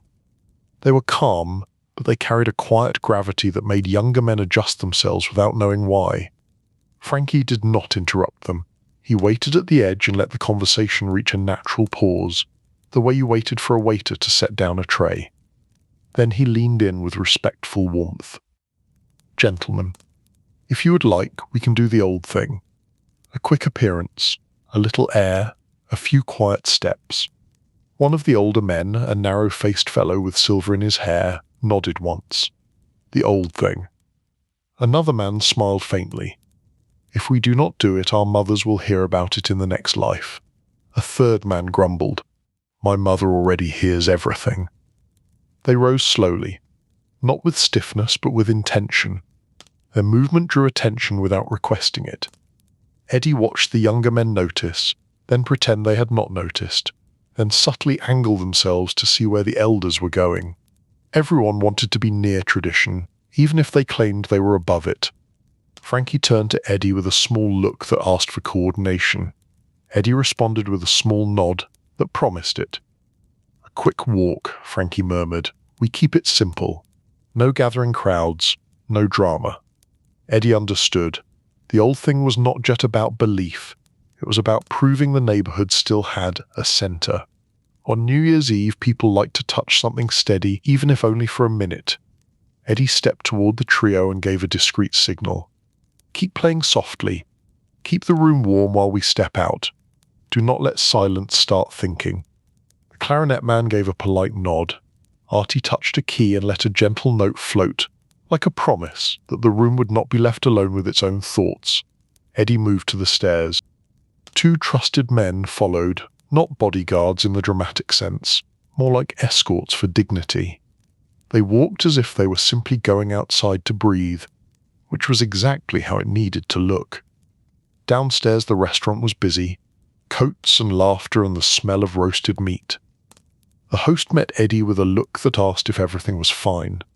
Eddie gave the calm nod that answered yes, and also, please do not invent questions. At the door, the cold hit like a clean hand on the face. Outside, the street was alive. People in hats and scarves moved in bright little clusters. Car horns complained. Somewhere, a couple argued lovingly about directions. A few kids ran past with paper party favors, already celebrating as if midnight had arrived earlied. The small group headed toward the church a short walk away, one that held the neighborhood in its quiet orbit. The building was dark inside but lit by a few candles near the front, because faith did not need a big show in a place like this. The steps were dusted with snow. A faint bell sound lingered like a memory. They did not go in as a parade. They approached like neighbors. Eddie liked that. He preferred rituals that did not require an audience. At the church steps, a priest stood near the door speaking with a couple of older women, all of them wrapped in coats and patience. The priest nodded politely as the men arrived. No dramatic greetings, no stares, just acknowledgement, the way you acknowledge someone you have known for decades and do not need to rehearse. One of the older men touched the brim of his hat. Father. The priest offered a small smile. It is late for you to be outside, Antonio. Antonio replied with mild sarcasm. The city does not allow early nights on nights like this. The priest nodded, accepting that truth without judging it out loud. The priest looked briefly at Eddie, eyes steady. Eddie dipped his head. Respect was a language everyone spoke here. They stood on the steps for a moment, letting the cold clear their lungs. The street noise faded slightly, muffled by the church walls and the falling snow. For a few breaths, the city sounded like it was sleeping. Frankie stood beside Eddie, hands clasped behind his back, posture calm. He looked less like a host now and more like a man who had once been a boy on this same street, brought here by an aunt in a good coat. A soft moment of guilt moved through Eddie, not sharp, not punishing, just present. The softer kind of guilt was the kind that made you remember you were human. It made you remember family dinners and old promises, and the ways people tried to do right and failed in quiet ways. Eddie did not share those thoughts. He simply stood, letting the moment exist without grabbing it. One of the older men spoke quietly. Another year. Frankie answered with gentle steadiness. Another year. We are still here. A second older man huffed a small laugh. The city survived. That is something. Antonio glanced at Frankie. And you, still throwing parties like you are running for office. Frankie smiled. I throw parties so nobody throws chairs. Antonio nodded slowly, almost approving. Good reason. A younger man, standing slightly behind, shifted impatiently, hands in pockets. The cold was making him restless. Eddie noticed and stepped closer, Not to scold, just to anchor. The younger man leaned toward Eddie. Why we out here? Eddie kept his voice low and calm. Because the old men like to look at the church and pretend they are still boys for a minute. It makes them kinder upstairs. The younger man looked confused, then thoughtful. Huh, Eddie added. Also, the cold keeps people from getting too comfortable. Comfort makes people careless. The younger man nodded like he understood, even if he did not. From across the street, a figure paused under a street lamp. A woman in a neat coat, hat low, notebook tucked close. Millie Kerrigan. She did not approach. She simply watched, framed by snow and lamplight, like she was collecting atmosphere. Eddie felt his shoulders tighten slightly. Not fear, annoyance. The night was already full of eyes. Millie raised her chin a fraction in a silent greeting, then wrote something down and moved on. No chasing, no pushing, just recording. Frankie noticed too. His expression stayed calm, but his gaze followed her for a moment before returning to the church door. The priest cleared his throat gently, a sound like a reminder. Midnight is close. Antonio nodded. We know. We are only borrowing a minute. The priest smiled faintly. Borrow what you need. Return it quietly. They stood another moment, then Frankie made the smallest gesture. Time. They turned back toward the restaurant. The walk was short, but it felt useful. Air in the lungs, snow on the coat, a fresh start on the moods. Eddie watched the older men. Their steps looked lighter. Not much lighter, but enough. Halfway back, a man stepped out from a doorway and almost collided with them. He was not from the neighborhood. His coat was too new. His hat sat too stiff. His face carried the restless look of someone who wanted to be noticed. Eddie recognized that look. It belonged to men who treated a holiday like a stage. The outsider paused and looked at the group, then glanced at Frankie like he was studying a painting. His mouth formed a smile that was too wide to be sincere. Evening, he offered, voice smooth. Cold night for a walk. Frankie kept his tone pleasant and neutral. Cold night for everything. The man laughed a little too loud. True. Listen, I hear you have a nice room upstairs. Eddie felt the temperature shift, not in the air but in the space between people. A random man asking about an upstairs room at this hour was not random. Antonio stared at him like the man was a fly that had landed on a clean plate. Frankie maintained calm. The city has many rooms. The outsider kept smiling. Of course. I just mean, people talk. People say you are doing New Year's proper. Eddie watched the man's hands. They stayed in his pockets. He was trying to appear relaxed. Relaxed would have been believable if his eyes were not so hungry. Frankie nodded slightly. We always try to do things properly. The outsider leaned in by a fraction. Well, I got friends. We are nearby. We would love to bring a toast. Show respect. The word arrived too quickly, like a man using it as a key he had not earned. Eddie stepped half a step closer, not in a threatening way, just enough to enter the conversation as an object the man had to account for. The outsider glanced at Eddie, eyebrows lifting. Who is this? Frankie answered evenly. A friend. Eddie offered the mildest smile. A friend who likes quiet. The outsider chuckled, as if quiet were adorable. Quiet is nice, sure, but New Year's, you know. People want a little excitement. Eddie replied with calm honesty. Excitement is what gets people in trouble. This neighborhood prefers calm. The outsider's smile thinned. Your neighborhood prefers to act like it decides what the city prefers. Antonio took a breath, and Eddie noticed the old man's jaw tighten. Eddie also noticed Frankie raise a hand slightly, a subtle signal to keep it smooth. Frankie spoke with gentle authority. Tonight is not an open house. If you want to send respects, you can do it another day, when it is not snowing and everyone is not tired. The outsider held Frankie's gaze for a beat too long, then let out a short laugh.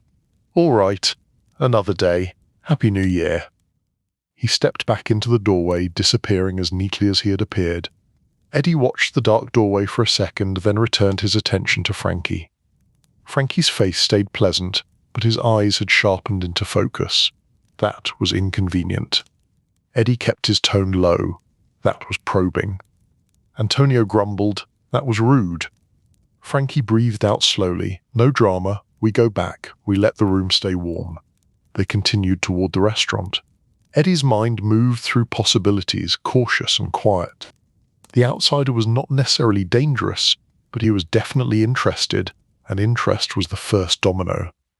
Back inside, warmth wrapped them again. The host opened the door quickly, relief in his eyes when he saw Frankie smiling and the older men calm.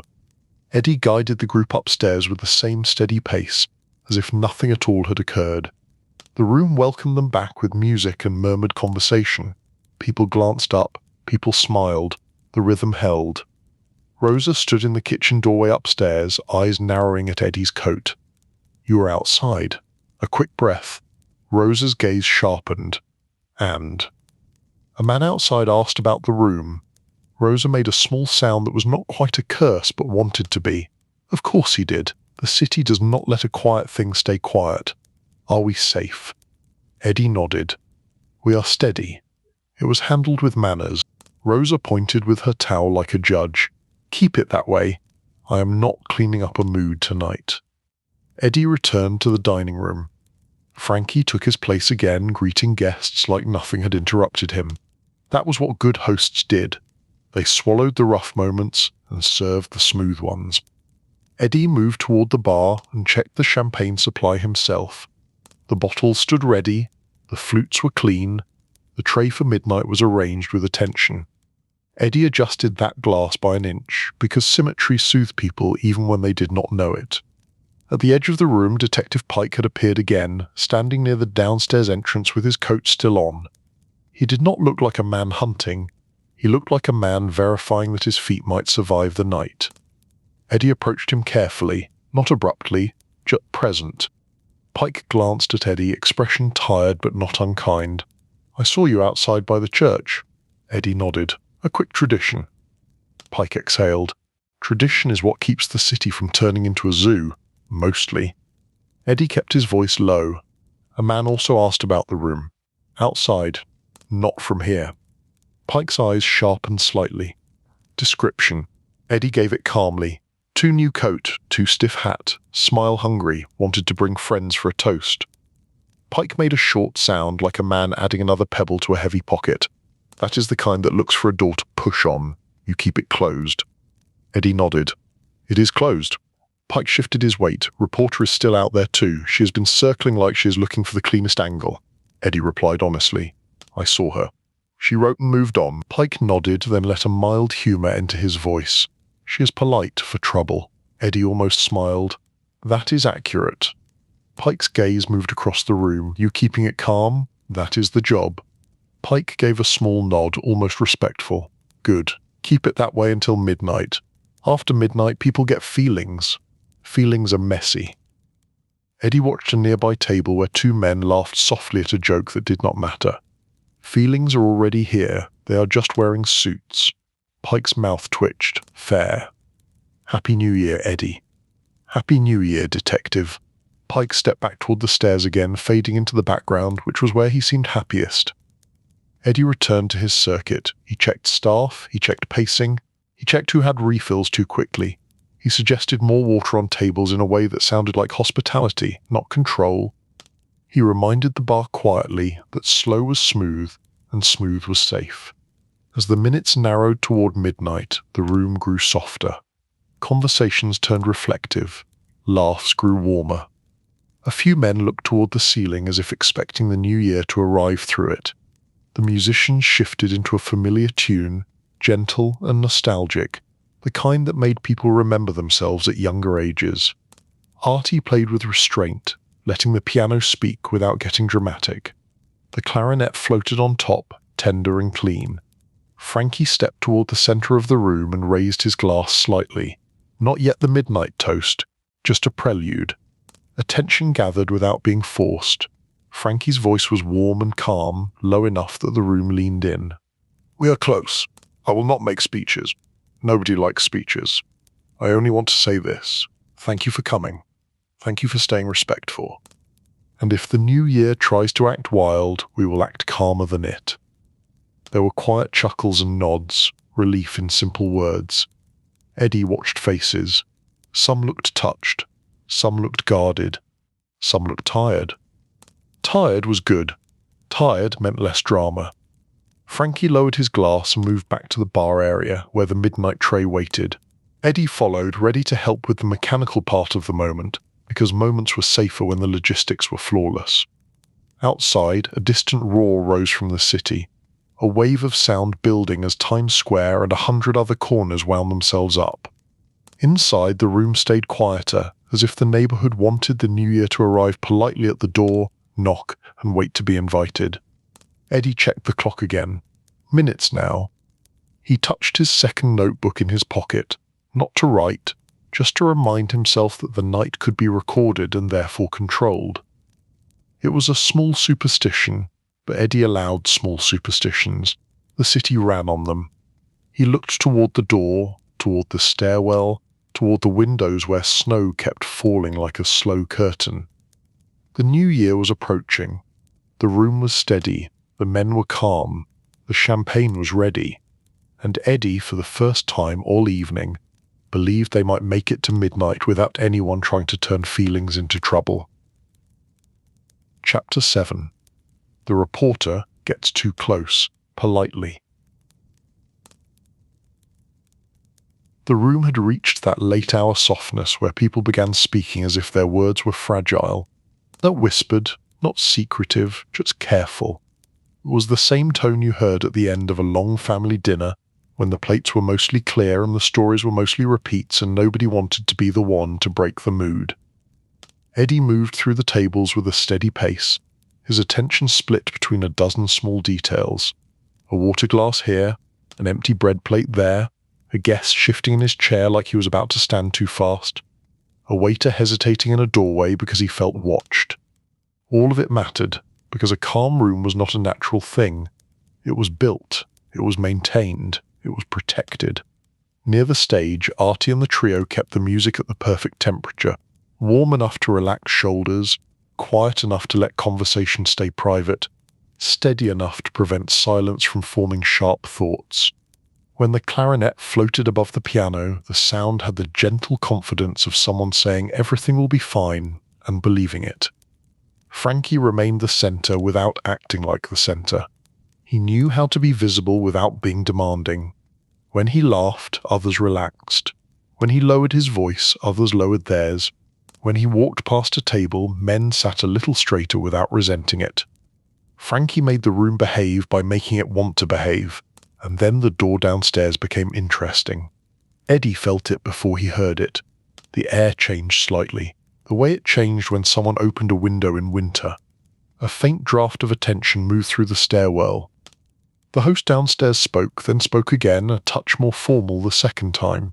Shoes on the stairs, not rushing, not casual, deliberate.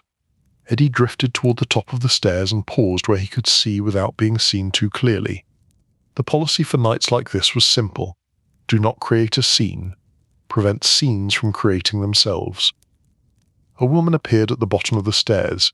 Neat coat, hat angled cleanly, notebook held close like it was part of her hand.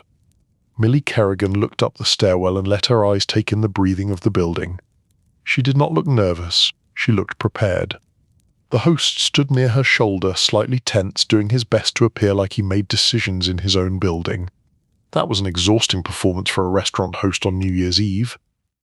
Millie's voice rose gently, polite and cleared. She was explaining something. Eddie could not hear the words, but he could hear the tone. Friendly, reasonable, almost charming, the most dangerous kind. Eddie stepped down the stairs just enough to enter when he wanted to, then stopped again. He let her see him first. He preferred to control the timing of introductions. Millie noticed him and offered a small, bright smile, the smile of a person who believed smiles open doors. "Good evening, Mr. DeParlo. Fancy meeting you again." Eddie kept his posture calm and his face neutral, then added just enough humor to keep the air soft. New York is small if you stand in the same places long enough. Millie nodded as if she agreed, then angled her body slightly, indicating she was not here to argue, only to cooperate. "I was downstairs having coffee. I saw the music list on the ward. It made me curious. Soft swing, a piano, warm songs. It sounded like the kind of New Year's I could actually survive." Eddie glanced toward the host, whose eyes looked grateful that Eddie had stepped in. Eddie returned his attention to Millie. Coffee turns into curiosity quickly. Millie tapped the notebook lightly against her coat, not aggressive, just present. I am writing a small piece, not an exposé, not a hunt. A human story about the city choosing gentleness for night. Your neighborhood does gentleness better than most. That is all I want. Eddie knew that reporters often believed their own intentions. He also knew intentions did not control outcomes. A polite paragraph could become a loud headline after an editor touched it. A harmless detail could become an address. A warm sentence could become a spotlight, and spotlights made people behave strangely. Eddie kept his voice low and even. If you want gentleness, you can get it without going upstairs. Millie lifted her eyebrows, amused. I was hoping you would say that. And I was hoping you would also understand that sometimes the gentlest stories happen behind doors. Eddie held the pause. He did not like the idea of a reporter upstairs, even if she was polite and even if the room was behaving. The room was behaving partly because it believed it was private.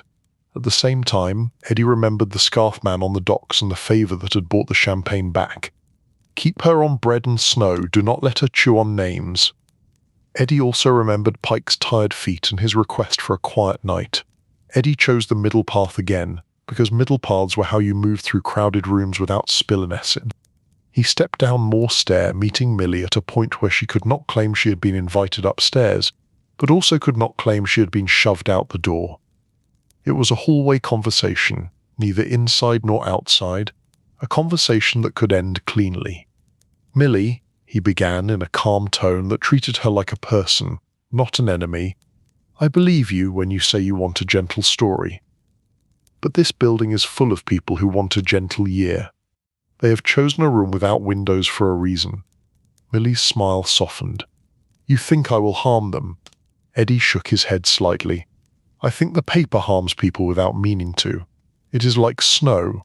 It falls lightly, then it turns into slush, and everyone pretends they did not see it coming. Millie let out a quiet laugh, then considered him with those bright eyes that noticed everything. That is a good line. Eddie did not smile at the compliment. Lines were not the goal tonight. Calm was. Millie adjusted her grip on the notebook. All right, no windows, no names. But help me. Give me the warmth from upstairs without the details that make it dangerous. That is a fair trade. Eddie watched her for a beat. She was pushing, but she was also offering a boundary in her own way. She was showing him the edge of what she truly wanted. Not a scandal, a scene, a texture, a sense of New York choosing restraint for once. Eddie could work with texture. He nodded once. Fine. You stay downstairs. You do not go up. You do not speak to guests. You do not print an address. You do not print names. And you do not print anything about what you think is happening. Only what you actually see and smell and hear. Millie's eyes brightened, pleased by the clarity. Deal, Eddie continued, careful. And what you see and smell and hear comes from me, not from wandering around. You get a guided version, a safe version. Millie made a thoughtful expression, then nodded. A guided tour of gentleness. I can live with that. The host exhaled quietly behind her, relief mixing with confusion because he had expected shouting, and instead got negotiation. Eddie led Millie 2 steps toward the side of the downstairs bar area, away from the stairs. He chose a small table near a wall where they could speak without attracting attention. The restaurant downstairs was busy with regular customers and holiday wanderers. Nobody cared about what woman with a notebook. New York had seen stranger things before appetizers. Millie sat with good posture, pen ready, eyes attentive. She looked like a student who had found the right teacher. Eddie did not love that feeling. He began with harmless truth. Upstairs, the room is lit softly, not dark, not secretive, just soft, like the room wants people to remember they have manners. Millie wrote, her pen moving fast and neat. Soft lighting, manners, good. There is a piano on a small stage, Eddie continued, and the piano sounds tired in a good way, like it has heard too many years end and still shows up to help. Millie paused and looked up, smiling. That is beautiful, Eddie replied dryly. Do not make it too beautiful. The piano would hate that. Millie laughed quietly and wrote again. Eddie went on. There is also a trio, 2 strings and a clarinet. They play like they are cushioning the edges of conversations. Nobody has to raise their voice. Millie nodded. So it is not a roaring party. It is a slow one. It is a controlled one, Eddie corrected gently. Some people go to New Year's for excitement. Some people go to New Year's for reassurance. Millie underlined that with her pen, then asked softly and carefully, "What kind of people?" Eddie gave her a look that was not harsh, just firm. People, neighbours, men with long memories, women who would scold them if they behaved badly, old friends, new friends. It is not a carnival. It is dinner. Millie nodded, accepting the boundary. Dinner. Food. What food? Eddie almost smiled, because food was safer than names and also more interesting than names. A lot. There is a woman in the kitchen who runs the room the way the law should run the city. She has an apron and the power to silence grown men by lifting gone eyebrow. Millie's eyes lit up. That sounds like someone I want to meet. Eddie shook his head slightly. You do not. She will adopt you and then criticize your shoes.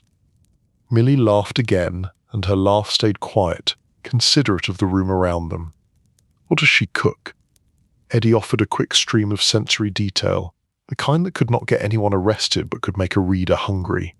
Garlic in the air, sauce that smells like warmth, roasted meat, bread arriving in steady waves so nobody feels ignored, pastries brought by older women who treat sugar like it is a serious ingredient with moral obligations. Millie wrote quickly, and her face softened with the pleasure of getting what she wanted, not a secret, but a real scene. Then she asked the question Eddie knew would arrive eventually, even if she had promised no names, and the host upstairs. The one who wants it gentle. What is he like? Eddie felt the pressure of that. Frankie's name could not enter this notebook, not tonight. He chose a true description without the key detail. The host is the kind of man who believes charm is a service. He greets people like he is grateful they came, even when he is the one doing the favor by hosting. He tells jokes before anyone can make a sharp comment. He makes the room smoother by smoothing himself first. Millie looked up, eyebrows raised. That is a very specific kind of man. New York produces certain types, Eddie replied. This one of them. Millie tapped her pen thoughtfully. Could I call him the gentleman host? Eddie paused. The phrase was not a name, and also not a lie. It was vague enough to be safe, and it would satisfy her craving for a focal point. You can call him that, Eddie allowed, but you do not describe his face, you do not describe the building, you do not mention the street number. You keep it atmospheric. Millie made a small salute with her pen. Atmospheric. Understood. She looked at him for a moment longer than a reporter needed to, and Eddie recognized the look. It was curiosity, but also a kind of respect. You are not what people expect, Millie murmured. Eddie kept his tone steady. People expect a lot of nonsense. I try to disappoint them. Millie smiled. You have a reputation, you know. Eddie responded with mild sarcasm. I am thrilled, she continued quietly. Some people say you are dangerous because you know too much. Some people say you are harmless because you look tired. I think you are dangerous because you look tired. Eddie exhaled slowly. That was almost a compliment and almost an accusation. He chose the safest reply. I look tired because I keep other people from doing foolish things. Millie nodded as if that was the center of her story. A man keeping foolishness out of the room. That is a New York story. Eddie kept his voice calm but firm. It is also a story you write without names. Millie held his gaze and nodded once, serious now, without names. A brief silence settled between them, comfortable enough, and in that silence Eddie noticed something. Millie was not hunting like a wuss. She was hunting like a person who believed stories could fix the world. That belief could still cause trouble, but trouble with good intentions was sometimes easier to negotiate with than trouble with bad ones. Eddie leaned back slightly. You want one more detail for your atmosphere? Millie's eyes brightened. Yes. Tell them about the glasses, Eddie offered. Millie blinked. The glasses. Eddie nodded. The room has good glassware, clean, carefully placed. People drink from it like they are trying to be civilized, and for one night, They succeed. Millie wrote it down and then she looked up amused. That is not the detail I expected you to give me. Eddie kept his tone dry. It is a safe detail. Glass does not sue, glass does not call the paper, glass does not develop opinions. Millie laughed softly again. And the midnight toast, will you describe it for me? Eddie considered. Midnight was minutes away. Describing it in advance was arrogant, but describing the plan was harmless. The host will raise a glass, Eddie explained. He will say something short, nobody will make speeches, then everyone will drink, some will smile, some will pretend not to feel anything, some will feel too much and sit very still. The music will keep it from turning heavy. Millie wrote, then paused. And you, what will you do at midnight? Eddie did not immediately answer. That question was too personal for a notebook that belonged to a newspaper. But it was also a human question, and Eddie had agreed to give her human colour. He chose a small truth. I will count glasses. I will watch faces. I will make sure nobody stands up too fast. Millie's smile softened. You will protect the year turning. Eddie replied, calm and plain. If the year wants to turn politely, I will hold the door. Millie wrote that line carefully and Eddie knew she would use it. It was not a name, it was not a location, it was a feeling. A good editor would love it, which made Eddie slightly nervous, but he accepted it because it was still safe. Footsteps approached. Detective Pike appeared at the edge of the downstairs bar area, coat on, eyes tired. He noticed Millie and his expression shifted into mild resignation, the look of a man seeing a familiar inconvenience. Millie looked up and met Pike's gaze with polite cheer, like this was all perfectly normal. Detective, Pike nodded, cautious. Miss Kerrigan? Eddie watched both of them. Pike looked like he wanted to go back out into the snow and argue with traffic instead. Millie looked delighted to have a recognizable figure in her orbit. Pike glanced at Eddie, then at the notebook. She behaving. Eddie answered evenly. She is staying downstairs. She is writing about bread and snow and music. Millie lifted her eyebrows, amused. I am writing about gentle New York. Believe it or not, detective. Pike sighed. I will believe it when I read it without needing aspirin. Millie smiled. I will keep it kind. Pike looked at Eddie again, and Eddie read the silent question, will this stay quiet? Eddie answered with a small nod. Yes. Pike's shoulders loosened slightly. Good. Then he offered the closest thing to a blessing he was likely to give. Do your piece, but do not turn it into a map. Millie nodded once, serious. I will not. Pike turned to leave, then paused and added, almost reluctantly, Happy New Year. Millie responded warmly. Happy New Year, detective. Pike disappeared again, swallowed by the restaurant crowd and the city beyond it. Millie watched him go, then turned back to Eddie, pen poised. You are doing something interesting tonight, Eddie corrected gently. I am doing something boring on purpose.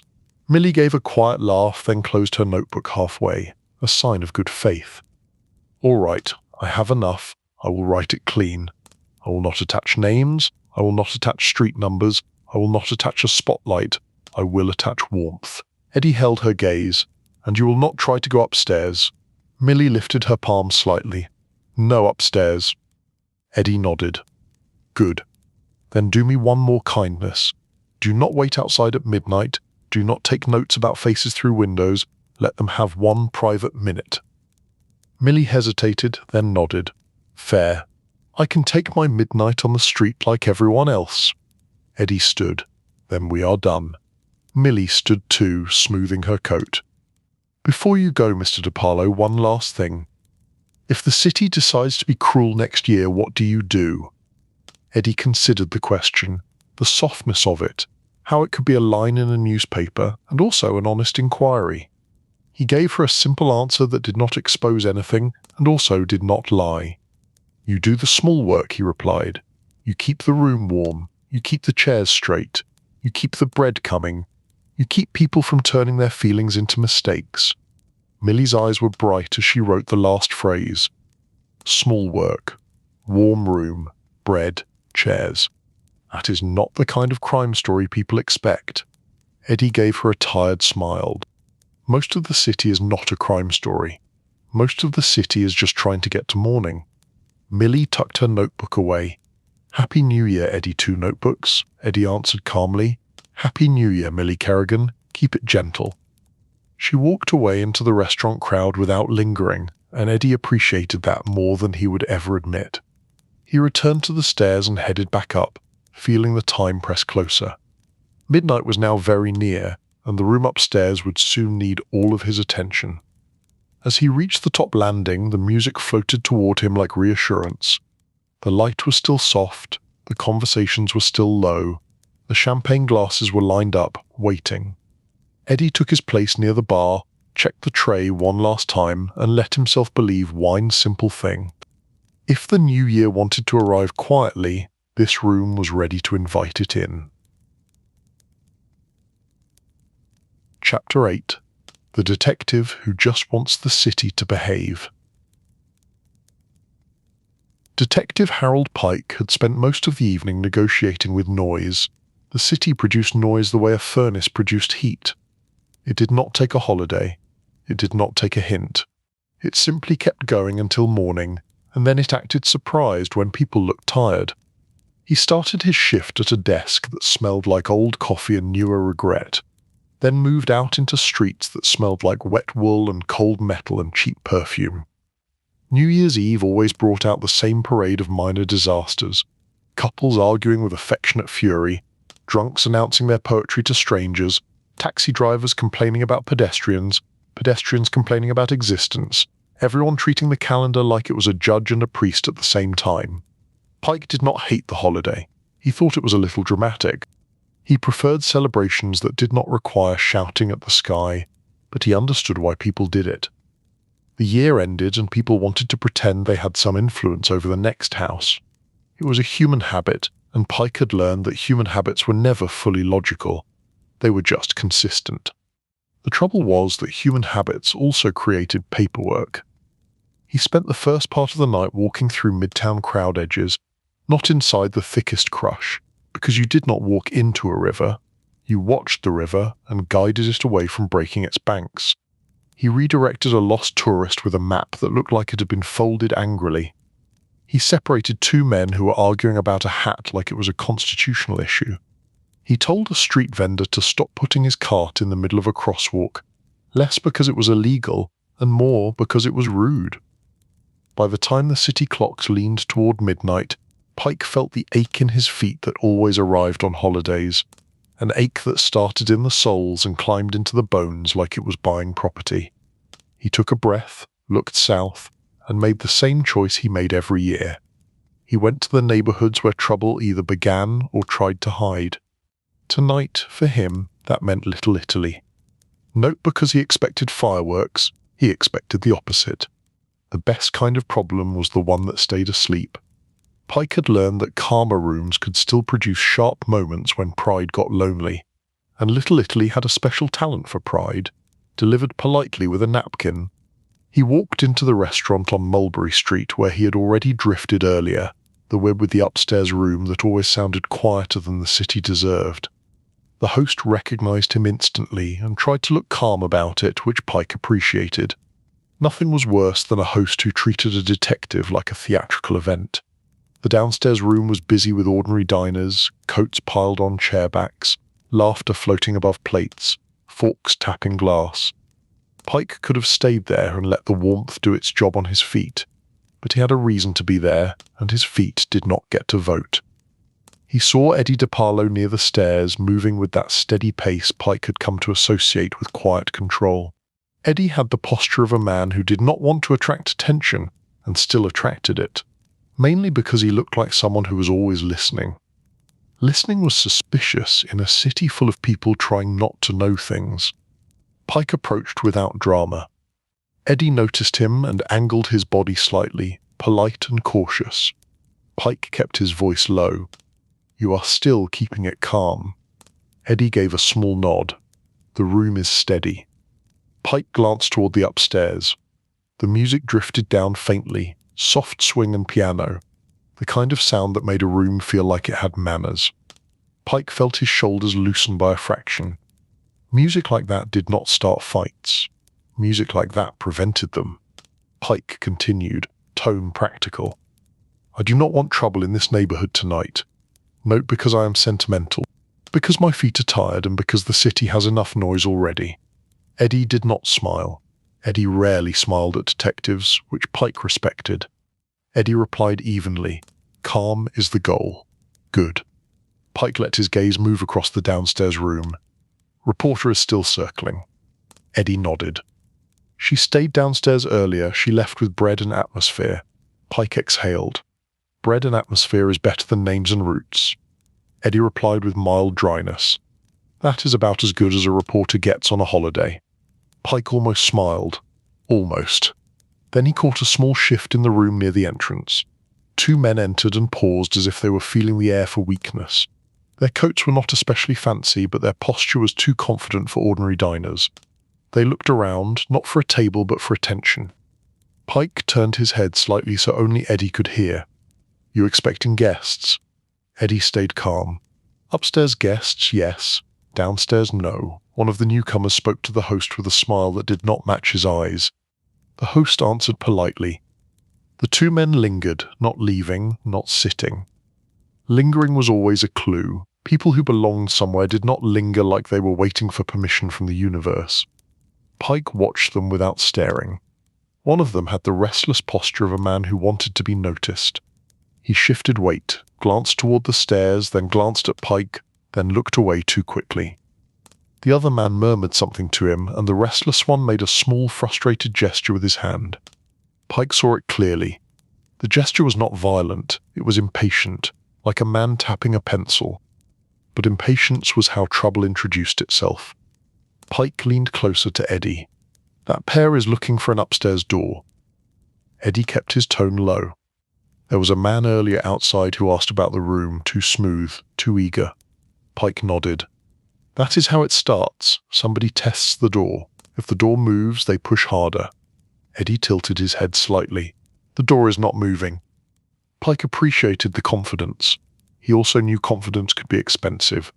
He made a choice and stepped toward the two men, not like a storm, more like a man going to ask for directions. "Evening." Pike kept the word friendly. He wanted friendly. Friendly prevented theatre. The restless looked him over, then tried to smile like it was casual. "Evening." Pike nodded toward the host stand. "You looking for a table?" The man shrugged. "Maybe. Just checking the place." Pike kept his voice calm. "It is a good place. Food is solid, service is steady. Upstairs is private." The restless man blinked. "Upstairs is private." Pike nodded slowly.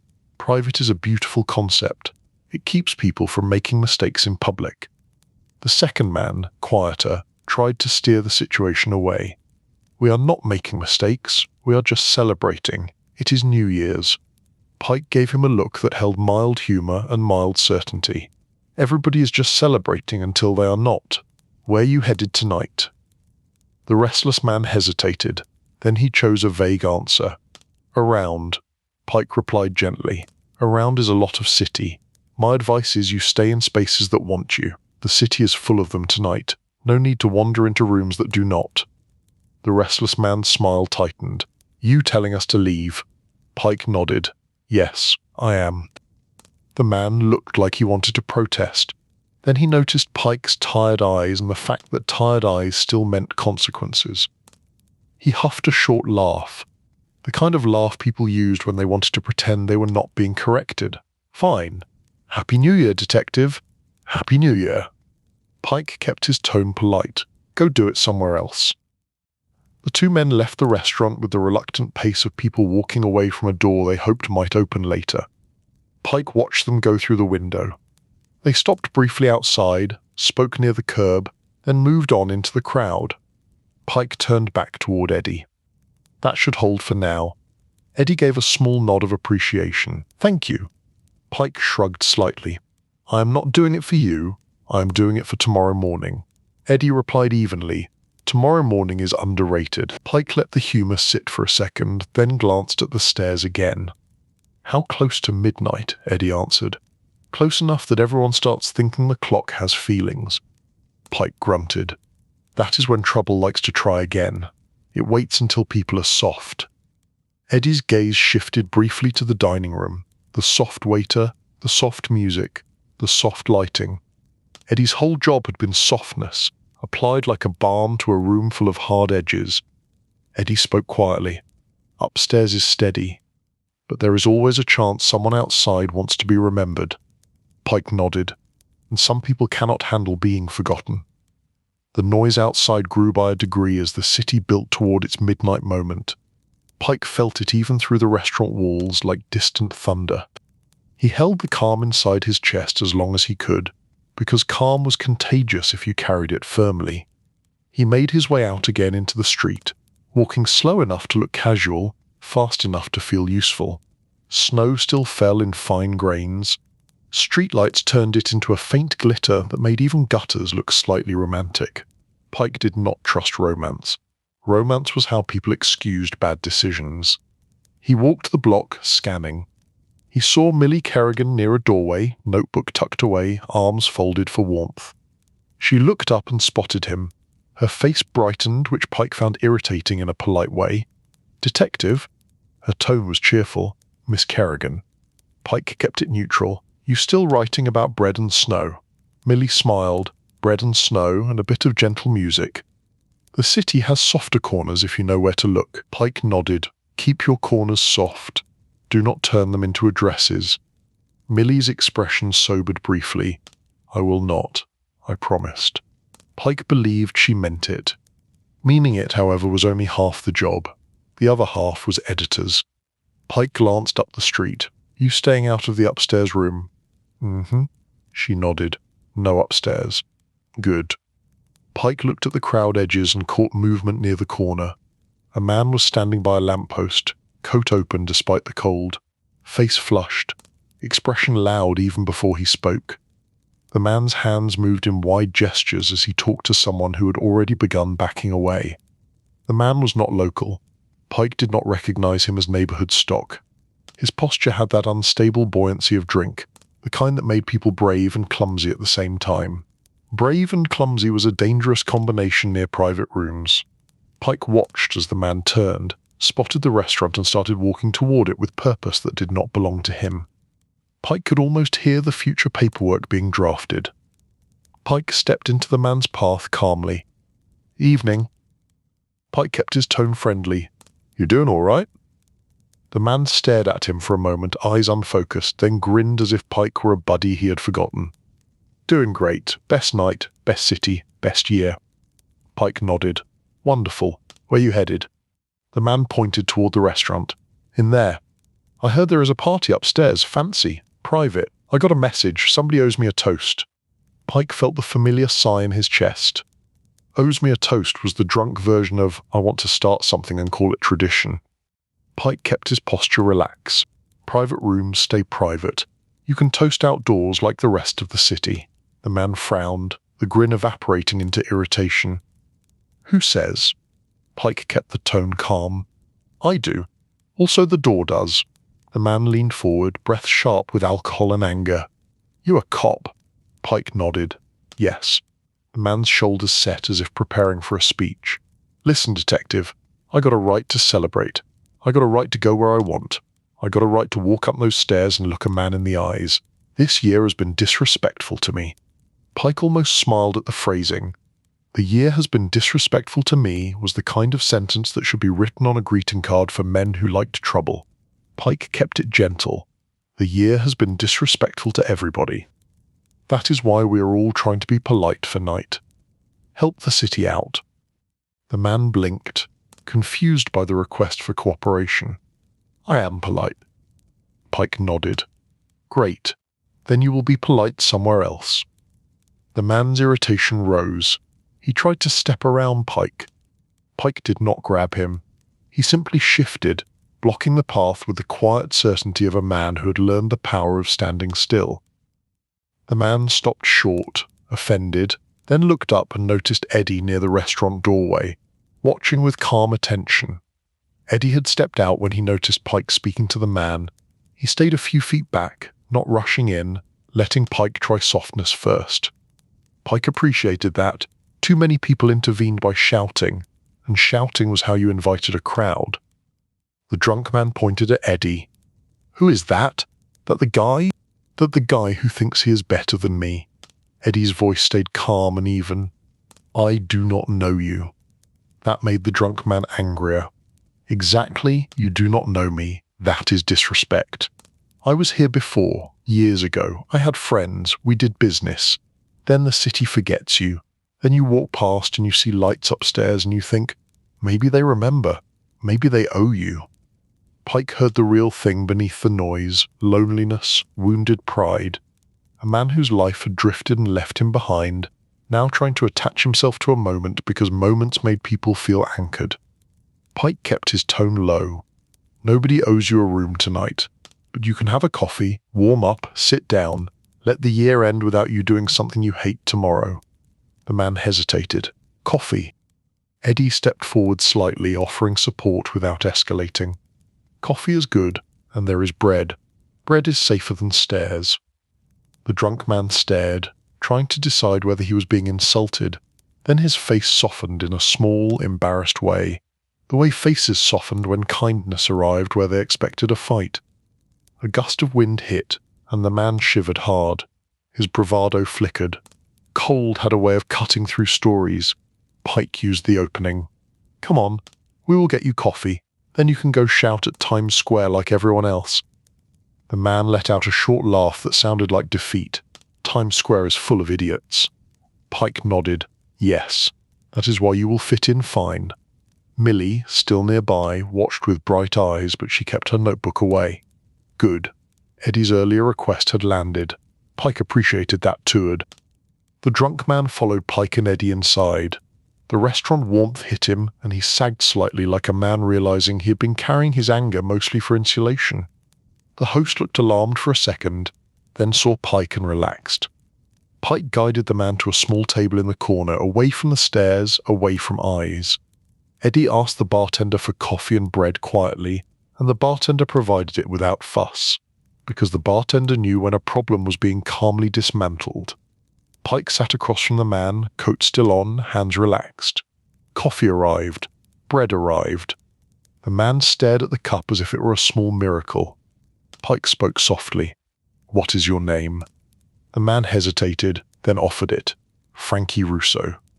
Not Frankie the host, a different Frankie. Less polished and more lost. Pike nodded as if the name mattered. Because it did to the man. Frankie, you do not want to go upstairs tonight. Russo looked up, eyes wet but controlled. I just wanted them to remember. Eddie kept his voice gentle. People remember more than they say, but they have to choose when to show it. Tonight is delicate. Russo swallowed. Delicate. Yeah. I am not delicate, Pike replied, practical and kind. You can be delicate for 10 minutes, then you can go be tough somewhere harmless. Russo snorted softly. Tough somewhere harmless. That is funny. Eddie offered a small smile. Most toughness is harmless. That is the secret. Russo ate bread slowly, hands trembling less. Coffee warmed him from the inside out. The colour returned to his cheeks, less angry and more embarrassed. He glanced toward the stairs once, then looked away like a man turning from a temptation. Pike felt the moment settle. The outside threat was dissolving into a man with crumbs on his lip and regret in his eyes. Pike had seen this many times. People did not always want trouble. Sometimes they wanted a reason not to make it. Pike leaned back slightly. When you finish that coffee, you go outside and you join the crowd. You do your countdown, you clap, you go home. You wake up tomorrow and you pretend this never happened. That is a gift I'm giving you. Russo nodded slowly. Thank you, Eddie added quietly. And if you want people to remember you, you start by remembering yourself tomorrow morning. Eat breakfast. Call someone you trust. Do not make the year start with a bruise. Russo stared at Eddie for a moment, then nodded again, more firmly. Yeah. Okay. Millie walked past the corner, glanced at the table, and kept going. No notes, no headlines, just a small human moment staying small. Pike felt a faint satisfaction, the kind he usually felt only when a city bus arrived on time. Eddie stood. I will check upstairs. Make sure the room stays steady. Pike nodded. Go. Eddie moved up the stairs quietly, vanishing back into the soft music and lamplight. Pike stayed for a few minutes, letting Rousseau finish his coffee. Rousseau's posture softened, anger drained away, replaced by tiredness. Tiredness was a decent outcome. Tired people made fewer speeches. Once the cup was empty, Pike stood. Time. Rousseau pulled on his gloves. Yeah. They walked outside together. The street noise hit them again, louder now, the city about to burst into its midnight roar. Rousseau paused on the sidewalk, looking up at the street lights and snow like he had forgotten they could be pretty. "Happy New Year, Detective," Rousseau muttered. Pike nodded. "Happy New Year, go do it quietly." Rousseau shuffled into the crowd and disappeared among hats and scarves and laughter. Pike watched him go, then turned toward the restaurant doorway. Eddie stood at the top of the stairs for a moment, visible through the open angle, checking the room like a man checking the weather. Eddie looked down and met Pike's gaze briefly. Pike lifted his chin in a small salute. Eddie returned a small nod. The city outside surged louder. Midnight was close enough that the street itself seemed to hold its breath. Pike felt the ache in his feet again, but he also felt something lighter. For when night, the city might manage to cross from one year into the next, without leaving broken pride on the sidewalk. He turned and walked toward the next corner, because corners were where the city tested itself. He did not hurry. He simply kept moving, steady as a metronome, listening for the first crack in the night. Behind him, upstairs, the soft music continued. The champagne waited. The room stayed calm, and Pike, for the first time that night, believed the neighborhood might make it to midnight without becoming a headline. Chapter 9. The Countdown, the Toast, the Almost Mistake. Upstairs, the room had reached the quiet edge of anticipation. The kind of anticipation that made people clean their throats and adjust their cuffs and pretend it was because they were comfortable. The music stayed warm and steady, but Eddie could feel the subtle tightening beneath it, like a ribbon being pulled gently into a bow. The last plates of the main course cleared. Dessert began to appear in careful waves. Cookies and pastries, small and glossy, set down with ceremony. Coffee arrived. Water was refilled.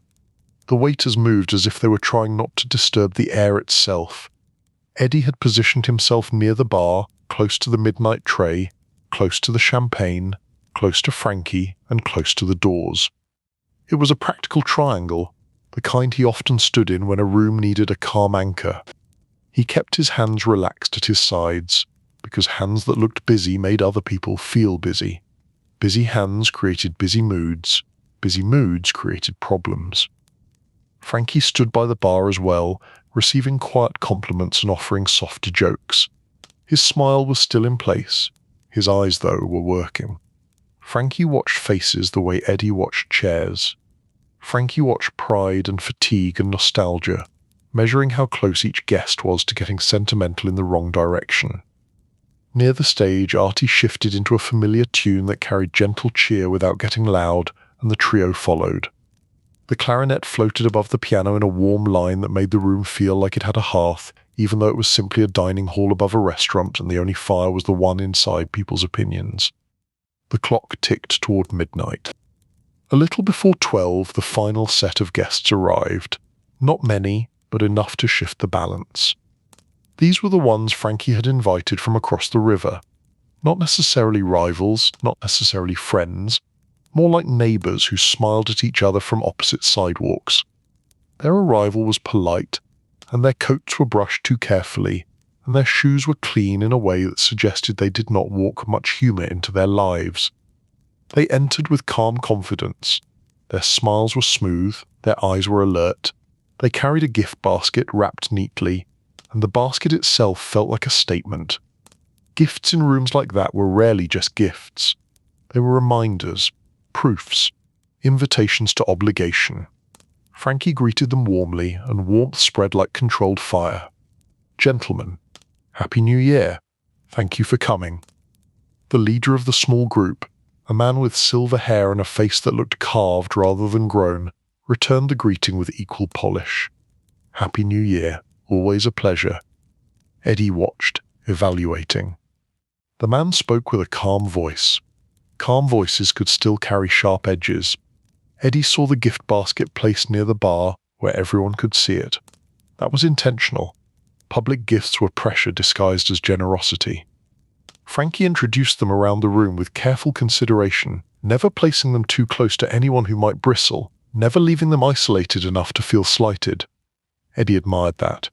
Seating was diplomacy in cloth and wood. Then Eddie noticed something else.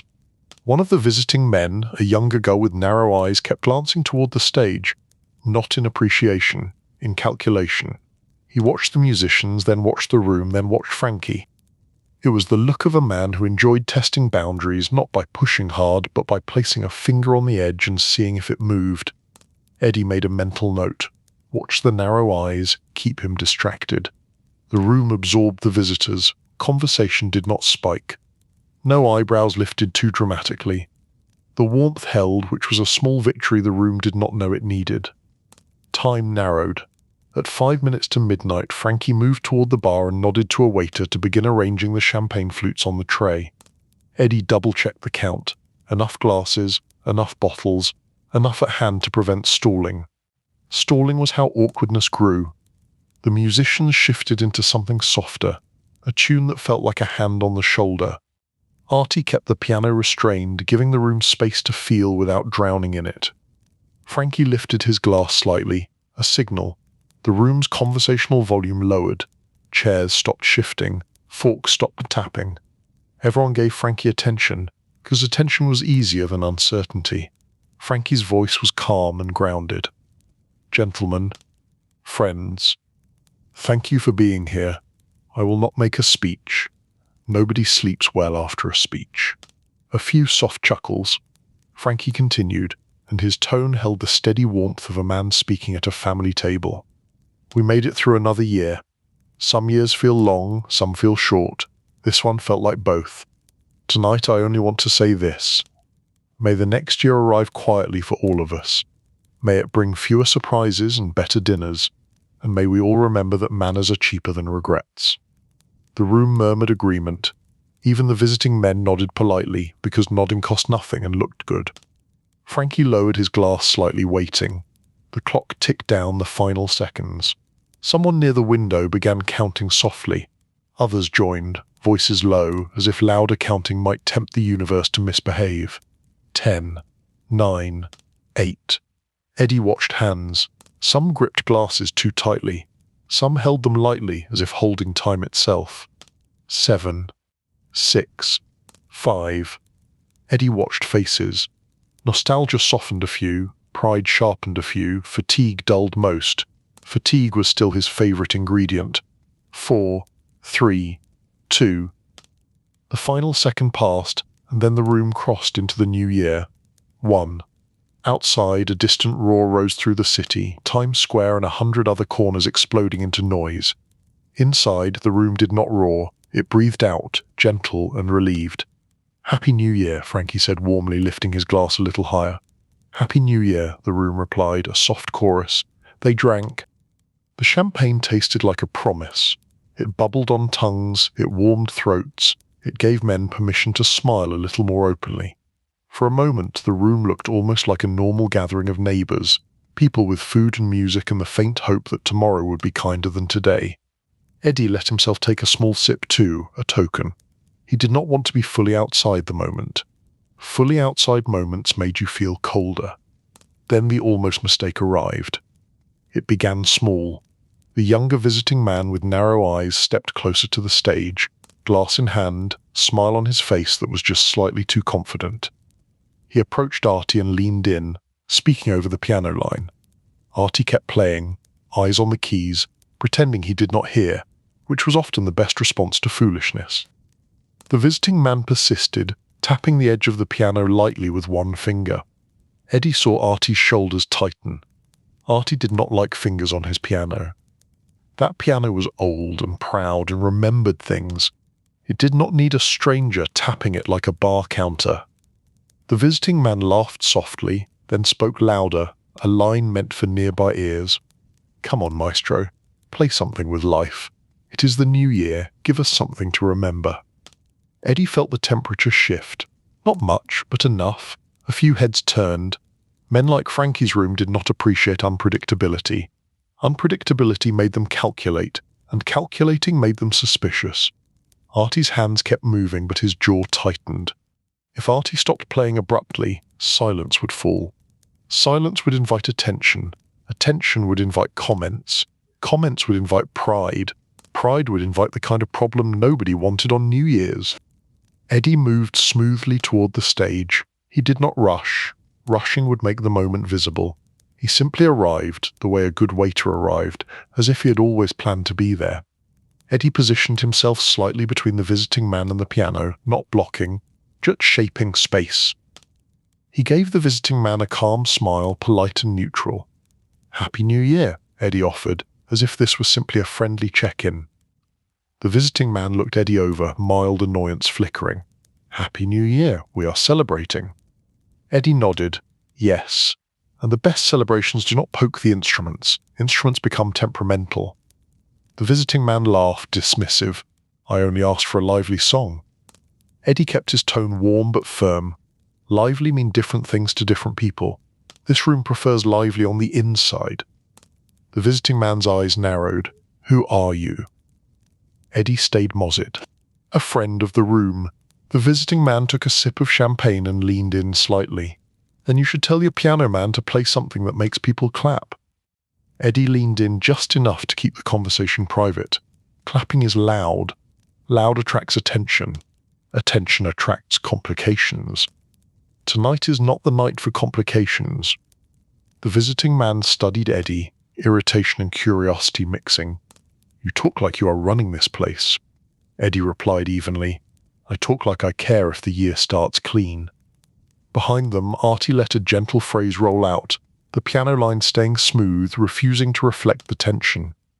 Artie was doing his part. Eddie needed to do his. Eddie offered the visiting man a safe alternative. "If you want something specific, tell the waiter quietly, the musicians will consider it." "That is the polite way." The visiting man smirked. "Consider it. Like I am applying for a job." Eddie's voice stayed calm. "In this room, everyone applies. Manners are the membership." The visiting man's smirk faded slightly. A few nearby guests were watching now, pretending not to. Frankie had noticed too. Frankie stood by the bar, smiling lightly while his eyes sharpened. Eddie needed the moment to end without anyone losing face. He chose a gentle exit strategy. "You are a guest. We are grateful you came. Let the music do its work.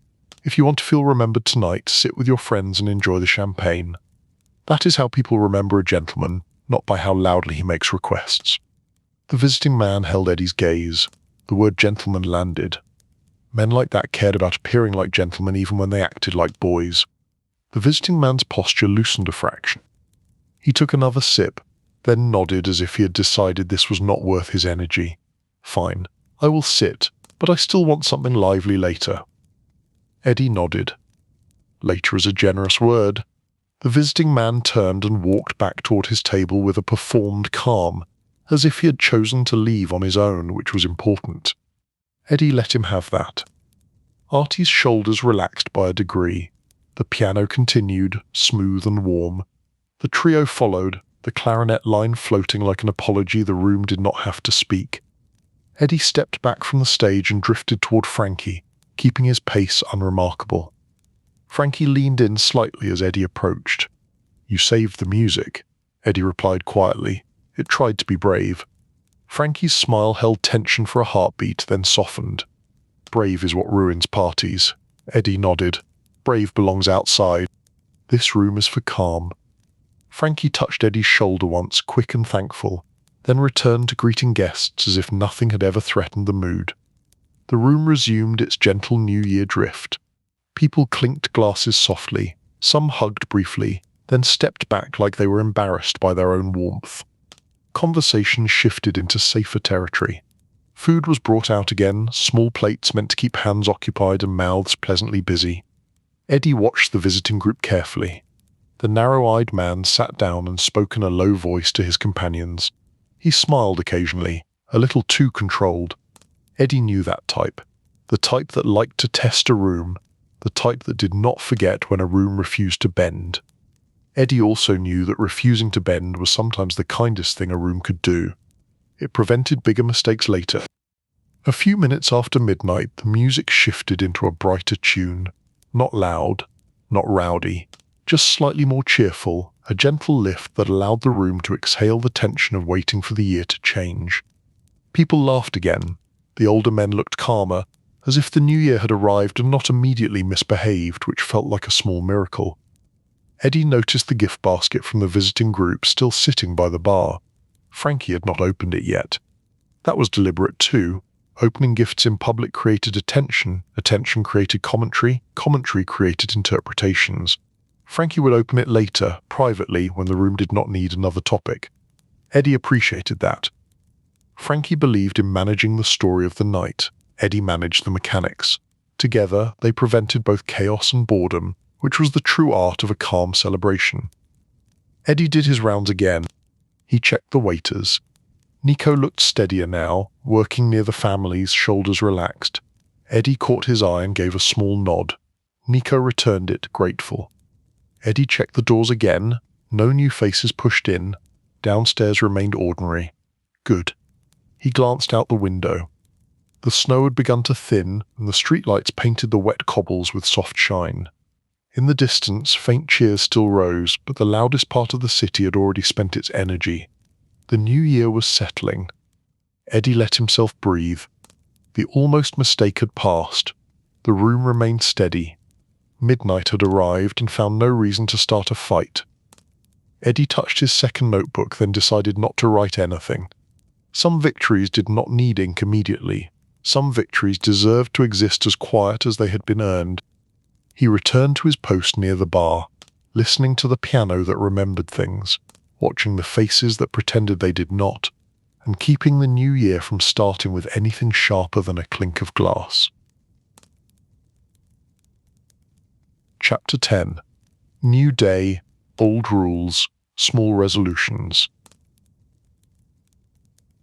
After midnight, the room changed in the way rooms always changed when the main event passed.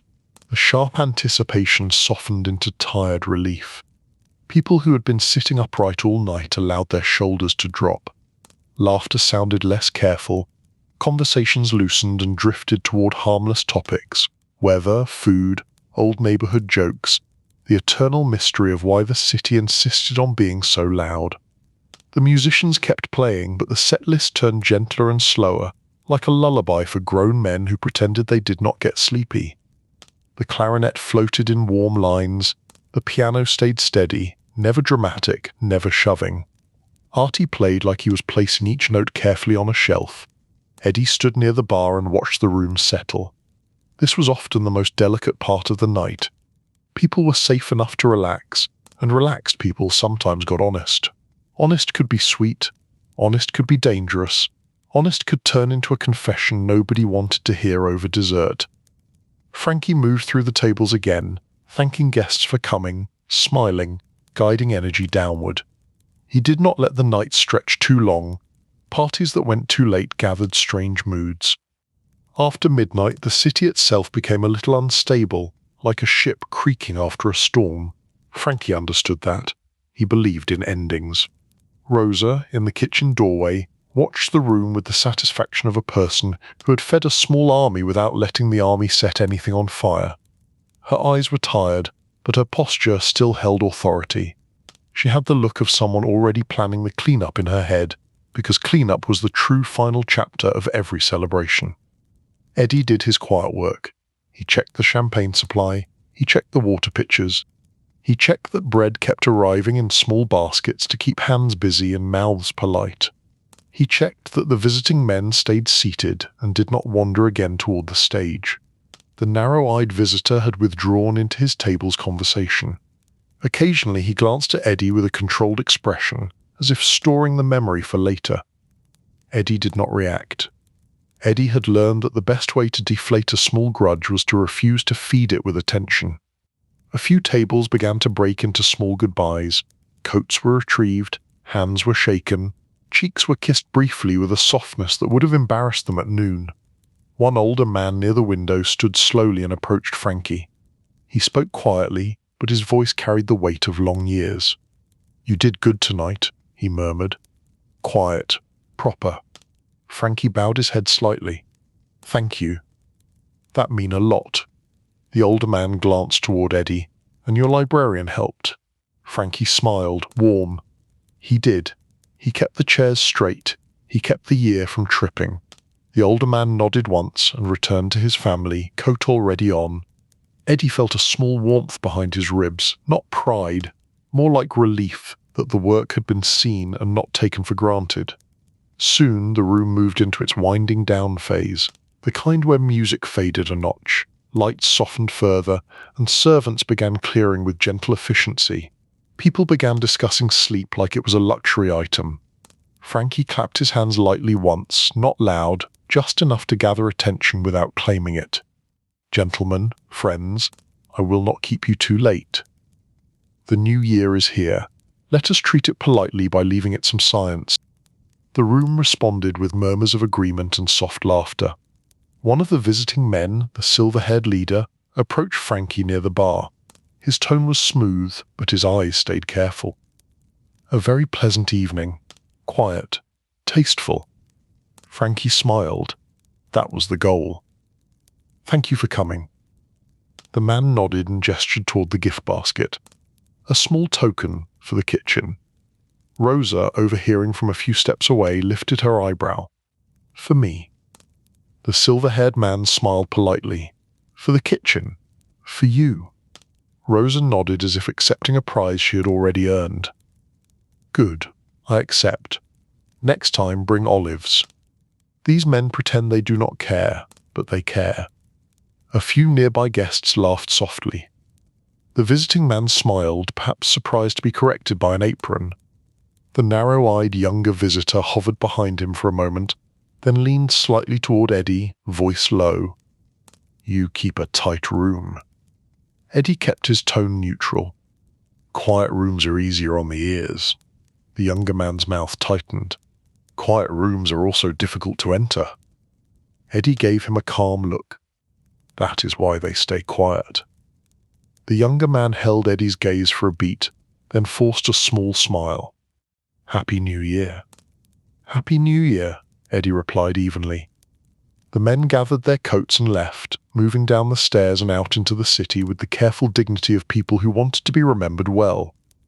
The door closed behind them, and Eddie felt the room exhale. A small exhale, but real. Frankie drifted back to Eddie and spoke quietly. "They are gone." Eddie nodded. "The room feels lighter." Frankie's smile held mild amusement. "Imagine that. Less testing, more breathing." Eddie glanced toward the stage. Artie and the trio were finishing a final gentle number, slow enough to smooth the last edges of the night. When it ended, Artie let his hands rest on the keys for a moment, as if thanking the piano for cooperating. The clarinet man began packing his case with calm efficiency. The Sorelli brothers folded their stands. Their movements were unhurried, because unhurried was the whole theme. Eddie approached the musicians and offered quiet thanks. "You saved the night." Artie lifted his eyes and gave the smallest nod. The night saved itself by staying polite. The clarinet man added, "A room that respects instruments is a room that respects itself." Eddie smiled faintly. "I will remember that." The clarinet man made a sound of approval and snapped his case shut. "Good. Remember it then." Frankie handled payment discreetly, away from eyes, because money did not need to be part of the atmosphere. The musicians left with their cases, stepping into the cold like they were stepping out of a warm story. One by one, the remaining guests departed. Handshakes became softer. Goodbyes became warmer. The older men left early, as planned, because older men appreciated sleep more than fireworks. The younger men lingered a little longer, but the food and the gentle music kept them from getting too brave. Even bravado grew tired eventually. At last the room held only staff, Frankie, Eddie, Rosa, and a handful of waiters clearing the final plates. The buzz of guests was gone. In its place was the quiet hum of cleanup, the clink of glass, the scrape of chairs, the low murmur of workers who knew the night had ended without damage. Rosa stepped into the dining room fully now, hands on hips, scanning the aftermath like a general inspecting a battlefield. No broken glasses, no spilled wine on linens, no chair thrown, no shouting. My favourite kind of miracle. Eddie let a dry note enter his voice. We should frame the tablecloths. Rosa gave him a look. Do not joke. Someone will take it seriously, and then I will have to sew. Frankie laughed quietly, the sound of a man letting go of control at last. We did it, Rosa agreed, and then she turned her gaze to Eddie. And you. Eat something before you leave. If you go out into the cold with nothing in your stomach, you will faint, and I will have to deal with a body, Eddie replied mildly. You have a talent for making care sound like a threat. Rosa nodded once. It saves time. Frankie leaned against the bar and exhaled, the kind of exhale that emptied a whole evening's worth of tension. He looked at Eddie with that friendly warmth that made people trust him, even when trusting him could be complicated. You were steady tonight, Frankie murmured. That is not easy. Eddie shrugged lightly, but his eyes stayed thoughtful. It is easier to be steady than to be dramatic. Frankie's smile softened. You say that, but drama gets applause, Eddie replied calmly. Steady gets sleep. Rosa snorted. Sleep is more valuable than applause. Applause does not heal your feet. Frankie looked down at his shoes as if acknowledging their complaint. That is true. The staff continued clearing. Eddie helped where he could without getting in the way. He stacked folded napkins, he carried empty trays. He checked the guest list last time not to count who came but to confirm who left. Leaving mattered. When the room was almost reset, Frankie lifted the gift basket from the visiting men and placed it on a side table near the kitchen doorway. Rosa crossed her arms. Open it. Frankie raised an eyebrow. Publicly, in front of witnesses. Rosa tilted her head. Witnesses are good. Witnesses prevent misunderstandings. Frankie smiled, resigned, and removed the ribbon carefully.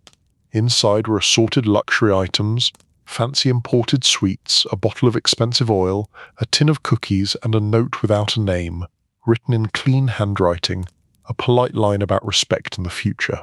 Rosa inspected it and made a small sound. Clever. They give sugar so you cannot spit. Eddie leaned in slightly. Any traps? Rosa sniffed the oil like a judge sniffing evidence. No trap, just performance. Performance is not poison. It is only tiring. Frankie folded the note and set it aside. We will thank them politely tomorrow. Quietly. Eddie nodded. Quietly is the correct volume. Their work finished. Frankie gestured toward the windows. Outside, the street had changed. The loud midnight moment was gone.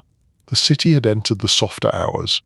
Snow still fell, lighter now, and the streetlights made it look like slow glitter. The distant roar had turned into scattered laughter and occasional complaining car horns. Frankie looked at Eddie. Walk with me for a minute. Eddie considered. He was tired. He wanted to go home and sleep for a year, but a short walk would help him unwind. It would also allow him to verify that the street had cooled back into normal. Eddie nodded. They stepped outside together. The cold hit gently now, less sharp than earlier, as if the night itself had calmed after its own performance. Their breath showed in the air. Their shoes crunched lightly on snow. The street was quieter. Some people still wandered, hats crooked, voices soft, searching for the last bit of magic. A few men leaned against a wall smoking, laughter low. In the distance, a street sweeper moved slowly, scraping away confetti and hope. Frankie stared up the street for a moment. You know, Eddie, tonight could have gone differently. Eddie replied evenly. It usually can. Frankie smiled faintly. And you kept it from doing that. Eddie looked at the snow, then back at Frankie. I did small things. Chairs, deliveries, music, bread. Frankie nodded. Small things. They walked in silence for a few steps, letting the city breathe around them. Eddie noticed something he had not noticed earlier because he had been too busy managing. The neighborhood looked peaceful. Not innocent, but peaceful. A street could be complicated and still peaceful. That was the strange miracle of New York. They reached the church steps again. The door was closed. The candles inside were dim. The building sat in the snow like a steady thought. Frankie stopped and looked at it quietly. "People think this neighborhood is made of loud stories," Eddie replied softly. "Loud stories sell papers." Frankie nodded. "Quiet stories build lives." Eddie felt that line land in his chest. Quiet stories build lives. It was true. Tonight had been a quiet story, built with bread and chairs and slow music and steady faces. Frankie turned toward Eddie again. "What will you do tomorrow?" Eddie hesitated. Tomorrow was today, technically, but the new day had not fully begun in his mind yet. Still, the question mattered. It was a question about intention, about the shape of the next year. Eddie chose a small resolution, not dramatic, not poetic. Tomorrow I will sleep. Then I will get up and I will eat breakfast. Then I will write my accounts and make my lists, and I will try to keep doing the small work. Frankie smiled, warm. That is the most Eddie answer possible. Eddie added, "And I will try to stay out of newspapers." Frankie laughed softly. "Ah, that is ambitious," Eddie replied with a tiny hint of humor. "I like ambitious goals. It gives the year something to laugh at."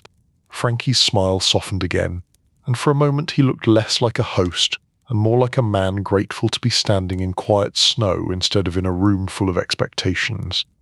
They turned back toward the restaurant. Behind them the church remained steady. Ahead the streetlights continued their slow glow. At the restaurant door Frankie paused. "Happy New Year, Eddie." "Happy New Year, Frankie." Frankie went inside to finish the last details with staff. Eddie stayed outside a moment longer, breathing in the cold air, letting it clear his head. In the distance he saw Detective Pike walking down the street with his coat collar up, moving slowly like he was finally letting the night settle. Pike glanced over, met Eddie's gaze briefly and gave the smallest nod. A tired nod that meant the city stayed quiet enough. "Thank you." Eddie returned the nod. Then Eddie started walking toward home. His shoes made soft crunch sounds in the snow. Mulberry Street was quieter now. The year had turned. The city was still the city. The rules were still the rules. People would still want what they wanted, and the calendar would not change human nature in a single night. But Eddie felt something close to peace. Not dramatic peace. Not a speech-shaped peace. Just the simple peace of a night that ended without turning sharp. He reached his building, climbed the stairs, and paused with his hand on the door. Before going in, he took out his second notebook and wrote one last line, short and plain, the kind of line that belonged to mornings. "Keep doing the small work." He closed the notebook, stepped inside, and let the new year begin the way he preferred, quietly.